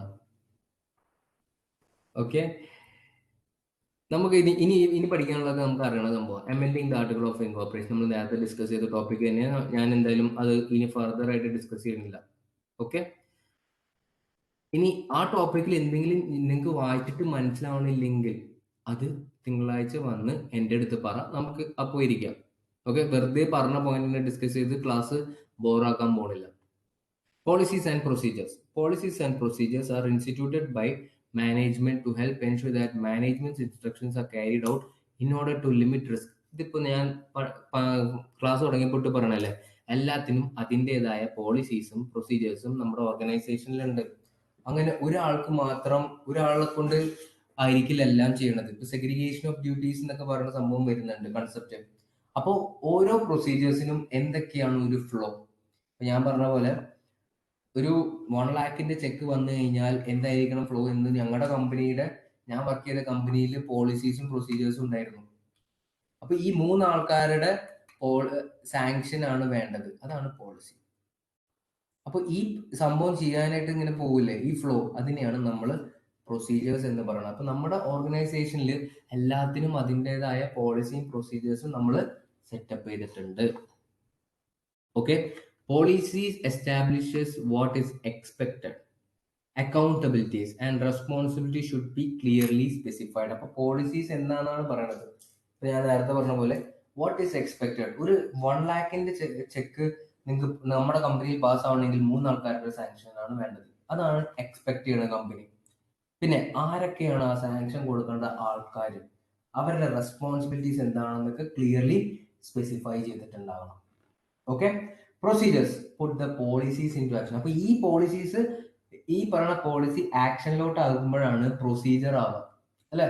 Procedure should be clear about what the responsibility are of the personnel performing the procedure. അപ്പോ ഈ പോളിസീസ് എന്നൊക്കെ പറഞ്ഞു കഴിഞ്ഞാൽ ഇന്ന സംഭവമാണ്. ഈ പോളിസീസ് എക്സിക്യൂട്ട് ചെയ്യുന്നതാണ് നമ്മൾ പ്രൊസീജിയേഴ്സ് എന്ന് പറയുന്ന സംഭവം. Okay, management should periodically review and reassess policies and procedures for their continued relevance and revise them if necessary. അപ്പോൾ ഇത് ആരെങ്കിലും ഫോളോ ചെയ്യുന്നുണ്ടോ, ഇതെല്ലാവരും ഫോളോ ചെയ്യുന്നുണ്ടോ എന്നൊക്കെ മാനേജ്മെന്റ് കണ്ടിന്യൂസ്ലി ഇവാലുവേറ്റ് ചെയ്തുകൊണ്ടേയിരിക്കണം. പിന്നെ എന്തെങ്കിലും ഒരു റിവൈസ് എന്ന് പറഞ്ഞു കഴിഞ്ഞാൽ നമ്മുടെ ഇപ്പോഴത്തെ എന്തെങ്കിലും പോളിസിയിൽ എന്തെങ്കിലും മാറ്റം കൊണ്ടുവരാനുണ്ടെങ്കിൽ അത് മാറ്റം കൊണ്ടുവരണം എന്നാണ് പറയുന്നത്. Okay, responsibility of board of directors simple. ഇനി ഇത് ഞാൻ ഡിസ്കസ് ചെയ്യാൻ പോകുന്നില്ല, കാരണം നമ്മൾ കുറേ പ്രാവശ്യം പറഞ്ഞ എല്ലാ പോയിന്റ്സും ഇതിലുണ്ട്. അപ്പൊ ബേസിക്കലി ഇത് പ്രത്യേകിച്ച് നമ്മൾ എടുത്ത് പറയേണ്ട ആവശ്യമില്ല. വേണോ? നിങ്ങൾക്ക് അറിയണ സംഭവമല്ലേ, നമ്മൾ അവിടെ നിന്നും ഇവിടെ നിന്നും വായിച്ച പോയിന്റ്സ് തന്നെ സബ് പോയിന്റ്സ് ആയിട്ട് എഴുതിയേക്കണം. നിങ്ങൾക്ക് ആവശ്യമുണ്ടെങ്കിൽ ഞാൻ വായിച്ചുതരാം, ഓരോ പോയിന്റ്സ് ആയിട്ടും പോവാം. ആവശ്യമുണ്ടോ? ഇന്റർവെല്ലോ? ഇന്റർവെൽ ആ 4:30 കഴിയണത്. പിന്നെ എന്തിനാ interval? Okay,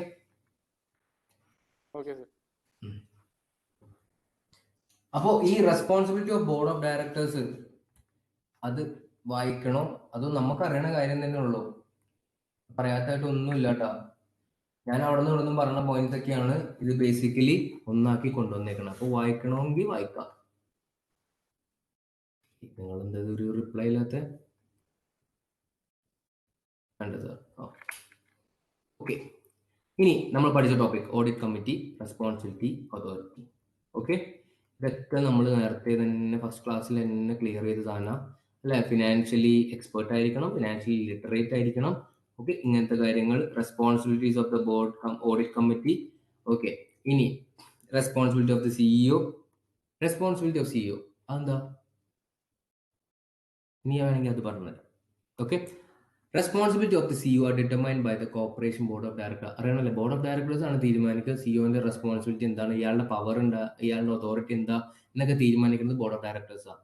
CEOs responsibility and authority can be extensive or they can be limited. ഇപ്പൊ ഞാൻ പറഞ്ഞ പോലെ വേണമെങ്കിൽ ഭയങ്കര പവർ നമുക്ക് കൊടുക്കാം, അല്ലെങ്കിൽ ലിമിറ്റഡ് ആയിട്ടുള്ള പവർ വേണമെങ്കിൽ കൊടുക്കാം. ഇതെല്ലാം ഡിപ്പെൻഡ് ചെയ്തേക്കുന്നത് ബോർഡ് ഓഫ് ഡയറക്ടേഴ്സിന്റെ ഇഷ്ടം. Okay, the CEO should not serve as the chair of board of director. അപ്പൊ സിഇഒ ബോർഡ് ഓഫ് ഡയറക്ടേഴ്സ് ആയിട്ട് സെർവ് ചെയ്യാൻ പാടില്ല എന്നാണ് പറയണത്. പക്ഷേ the board's responsibility include monitoring the CEO, and if the CEO were to serve as the chair of board of directors, the CEO would in effect be monitoring himself or herself. എന്താ ഇത് logic ഇല്ലാത്തൊരു point ആണല്ലേ? ഇവർ പറയണെന്ന് വെച്ചാൽ സിഇഒക്ക് board of ഡയറക്ടേഴ്സിൽ ആവാൻ പാടില്ല എന്നാണ് പറയണത്. പക്ഷെ വേണമെങ്കിൽ ആവാം. അപ്പൊ ഇയാള് ബോർഡ് ഓഫ് ഡയറക്ടർ ആയി കഴിഞ്ഞാൽ എന്ത് ചെയ്യണം? ഇയാള് തന്നെ മോണിറ്റർ ചെയ്യണം എന്നാണ് പറയണത്. എന്ത് ലോജിക്ക് ഇല്ലാത്ത സംഭവം, എന്ത് പോയിന്റ് അല്ലേ? ഞാൻ ഈ ടെക്സ്റ്റ് ബുക്ക് വായിച്ചപ്പോൾ ഞാൻ ഈ സംഭവം ഓർത്തുള്ളൂ. ഇവര് പറയണത് ഷുഡ് നോട്ട് എന്ന് പറഞ്ഞിട്ട് വേണമെങ്കിൽ സെർവ് ചെയ്യാം, സെർവ് ചെയ്യുമ്പോൾ ഇയാൾ തന്നെ മോണിറ്റർ ചെയ്യണമെന്ന്. ഓക്കെ, അപ്പൊ ഇങ്ങനത്തെ കുറച്ച് കോമഡി സംഭവം നമ്മുടെ ബുക്കിലുണ്ട്, നിങ്ങൾ വായിച്ചു നോക്ക്. ഇനി ചിലപ്പോൾ ഇങ്ങനത്തെ പല കോമഡീസും ഉണ്ടാവും. ഓക്കെ, ഇനി എലക്ഷൻ ഓഫ് ഡയറക്ടേഴ്സ് നമ്മൾ പറഞ്ഞു. ഹലോ, എന്തെങ്കിലും പറയാനുണ്ടോ? ബെഞ്ചമിൻ എന്താ പറയുന്നത്? ബെഞ്ചമിൻ എന്താ പറയുന്നുണ്ടായിരുന്നു സാർ? ഹലോ പറഞ്ഞു. സാറ് ഒരു ഡൗട്ട് വെച്ചോട്ടെ സാറ്. ഇതിനു മുന്നേ മറ്റേ ബോർഡ് ഓഫ് ഡയറക്ടേഴ്സിന്റെ കാര്യം പറഞ്ഞപ്പോഴേ ബോർഡ് ഓഫ് ഡയറക്ടേഴ്സ് ഇൻഡിപെൻഡന്റ് ആണെന്ന് പറഞ്ഞിരുന്നുണ്ട് ഒരു പോയിന്റില്. ബോർഡ് ഓഫ് ഡയറക്ടേഴ്സ് സാധാരണ ഈ ഷെയർ ഹോൾഡേഴ്സിന്റെ ആൾക്കാരല്ലേ എലക്ട് ചെയ്ത് ബോർഡ് ഓഫ് ഡയറക്ടേഴ്സ് ആയിട്ട് വരുന്നത്. അപ്പൊ ഹലോ, അതെ കറക്റ്റാ പറഞ്ഞു സാർ കേൾക്കുന്നുണ്ടായിരുന്നു പറഞ്ഞത്? അതെ, ഞങ്ങൾക്ക് ഓക്കെ. എന്താണ് ഇന്റേണൽ കൺട്രോൾസ്? ഈ സംഭവം ഒബ്ജക്റ്റീവ് റെസ്പോൺസിബിൾ ആയിട്ടുള്ള പേഴ്സൺസ് ആരാ? Okay, components of internal control, ഇങ്ങനെ പല സംഭവമാണ് നമ്മൾ പഠിച്ചേക്കുന്നത്. അപ്പോൾ സൺഡേ നിങ്ങളുടെ ജോബ് എന്താന്ന് വെച്ചാൽ ഇതൊക്കെ നമ്മൾ തീർത്തല്ലേ? പ്രിൻസിപ്പിൾസ് 17 പ്രിൻസിപ്പിൾസ് നമ്മൾ തീർത്ത്. ഓക്കെ, ഇത് ഒഴിവാക്കിക്കോട്ടാ. ഒഴിവാക്കുന്ന സെൻസ് ഇപ്പൊ വായിക്കണ്ട, നമുക്ക് മൺഡേ ക്ലാസ് എടുക്കാനുള്ളതാണ്. ഓക്കെ, സേഫ് ഗാർഡിങ് കൺട്രോൾസ്, ഇതൊക്കെ നമ്മൾ ക്ലാസ് എടുക്കാത്ത ടോപ്പിക്സ് ആണ്. സോ ഇതൊന്നും വായിക്കണ്ട, ടോപ്പിക്സ് എടുത്തത് മാത്രം വായിച്ചിട്ട് വരാം. ഈ ലെജിസ്ലേറ്റീവ്സ് ഇതും വായിച്ചിട്ട് വരാം. മൺഡേ ആകുമ്പോൾ ഇത്രയും ടോപ്പിക്സ് അല്ലെങ്കിൽ ഇത്രയും പേജസ് നിങ്ങൾ വായിച്ചിട്ട് വരണം. ഓക്കെ, വായിച്ചിട്ട് വന്നിട്ട് ഫസ്റ്റ് നിങ്ങളോട് ഞാൻ ചോദിക്കാം, എന്തെങ്കിലും ഡൗട്ട് ഉണ്ടോ? ഇല്ലാന്ന് പറയാന്ന് വെച്ചാൽ പിന്നെ ക്വസ്റ്റ്യൻസ് ആയിരിക്കും കേട്ടോ. ക്വസ്റ്റ്യൻസ് ഞാൻ ചോദിക്കും, കാരണം ഇത്രയും ടോപ്പിക്ക് തീർന്ന് ഓൾമോസ്റ്റ് തീരാറായി. മൺഡേയോടെ നമ്മുടെ ഈ ടോപ്പിക്കും കൂടി തീർന്ന സിസ്റ്റം കൺട്രോൾസ് വരെയുള്ള സംഭവം നമ്മൾ എല്ലാം തീർത്തു. ബുക്ക് ഹോപ്പ് ടെക്സ്റ്റ് ബുക്ക് വായിച്ചിട്ടാണ് നമ്മൾ ക്ലാസ് എടുത്തേക്കണത്. സോ എല്ലാം അപ് ടു ഡേറ്റ് ആയിട്ട് പോകണം. പിന്നെ ട്യൂസ്ഡേ ടു വെനസ്ഡേ നമ്മൾ എന്ത് ചെയ്യും? ക്വസ്റ്റ്യൻസ് പ്രാക്ടീസ് ചെയ്യും. അതാണ് എൻ്റെ പ്ലാൻ. ഓക്കെ, അപ്പോൾ ട്യൂസ്ഡേ വെനസ്ഡേക്ക് ആകുമ്പോൾ നിങ്ങൾ ഓൾമോസ്റ്റ് ടു ടോപ്പിക്സ് തീർത്തിട്ടുണ്ടാവും. ഓക്കെ അല്ലേ? എന്തെങ്കിലും ഡൗട്ട് ഉണ്ടോ? ഇപ്പൊ ബെഞ്ചമിൻ ചോദിച്ചു. ഓക്കെ, അതുപോലെ എന്തെങ്കിലും ഡൗട്ട് ഉള്ളവർ മാത്രം സ്റ്റേ ബാക്ക് ചെയ്യുക, ബാക്കിയുള്ളവരൊക്കെ പോകും.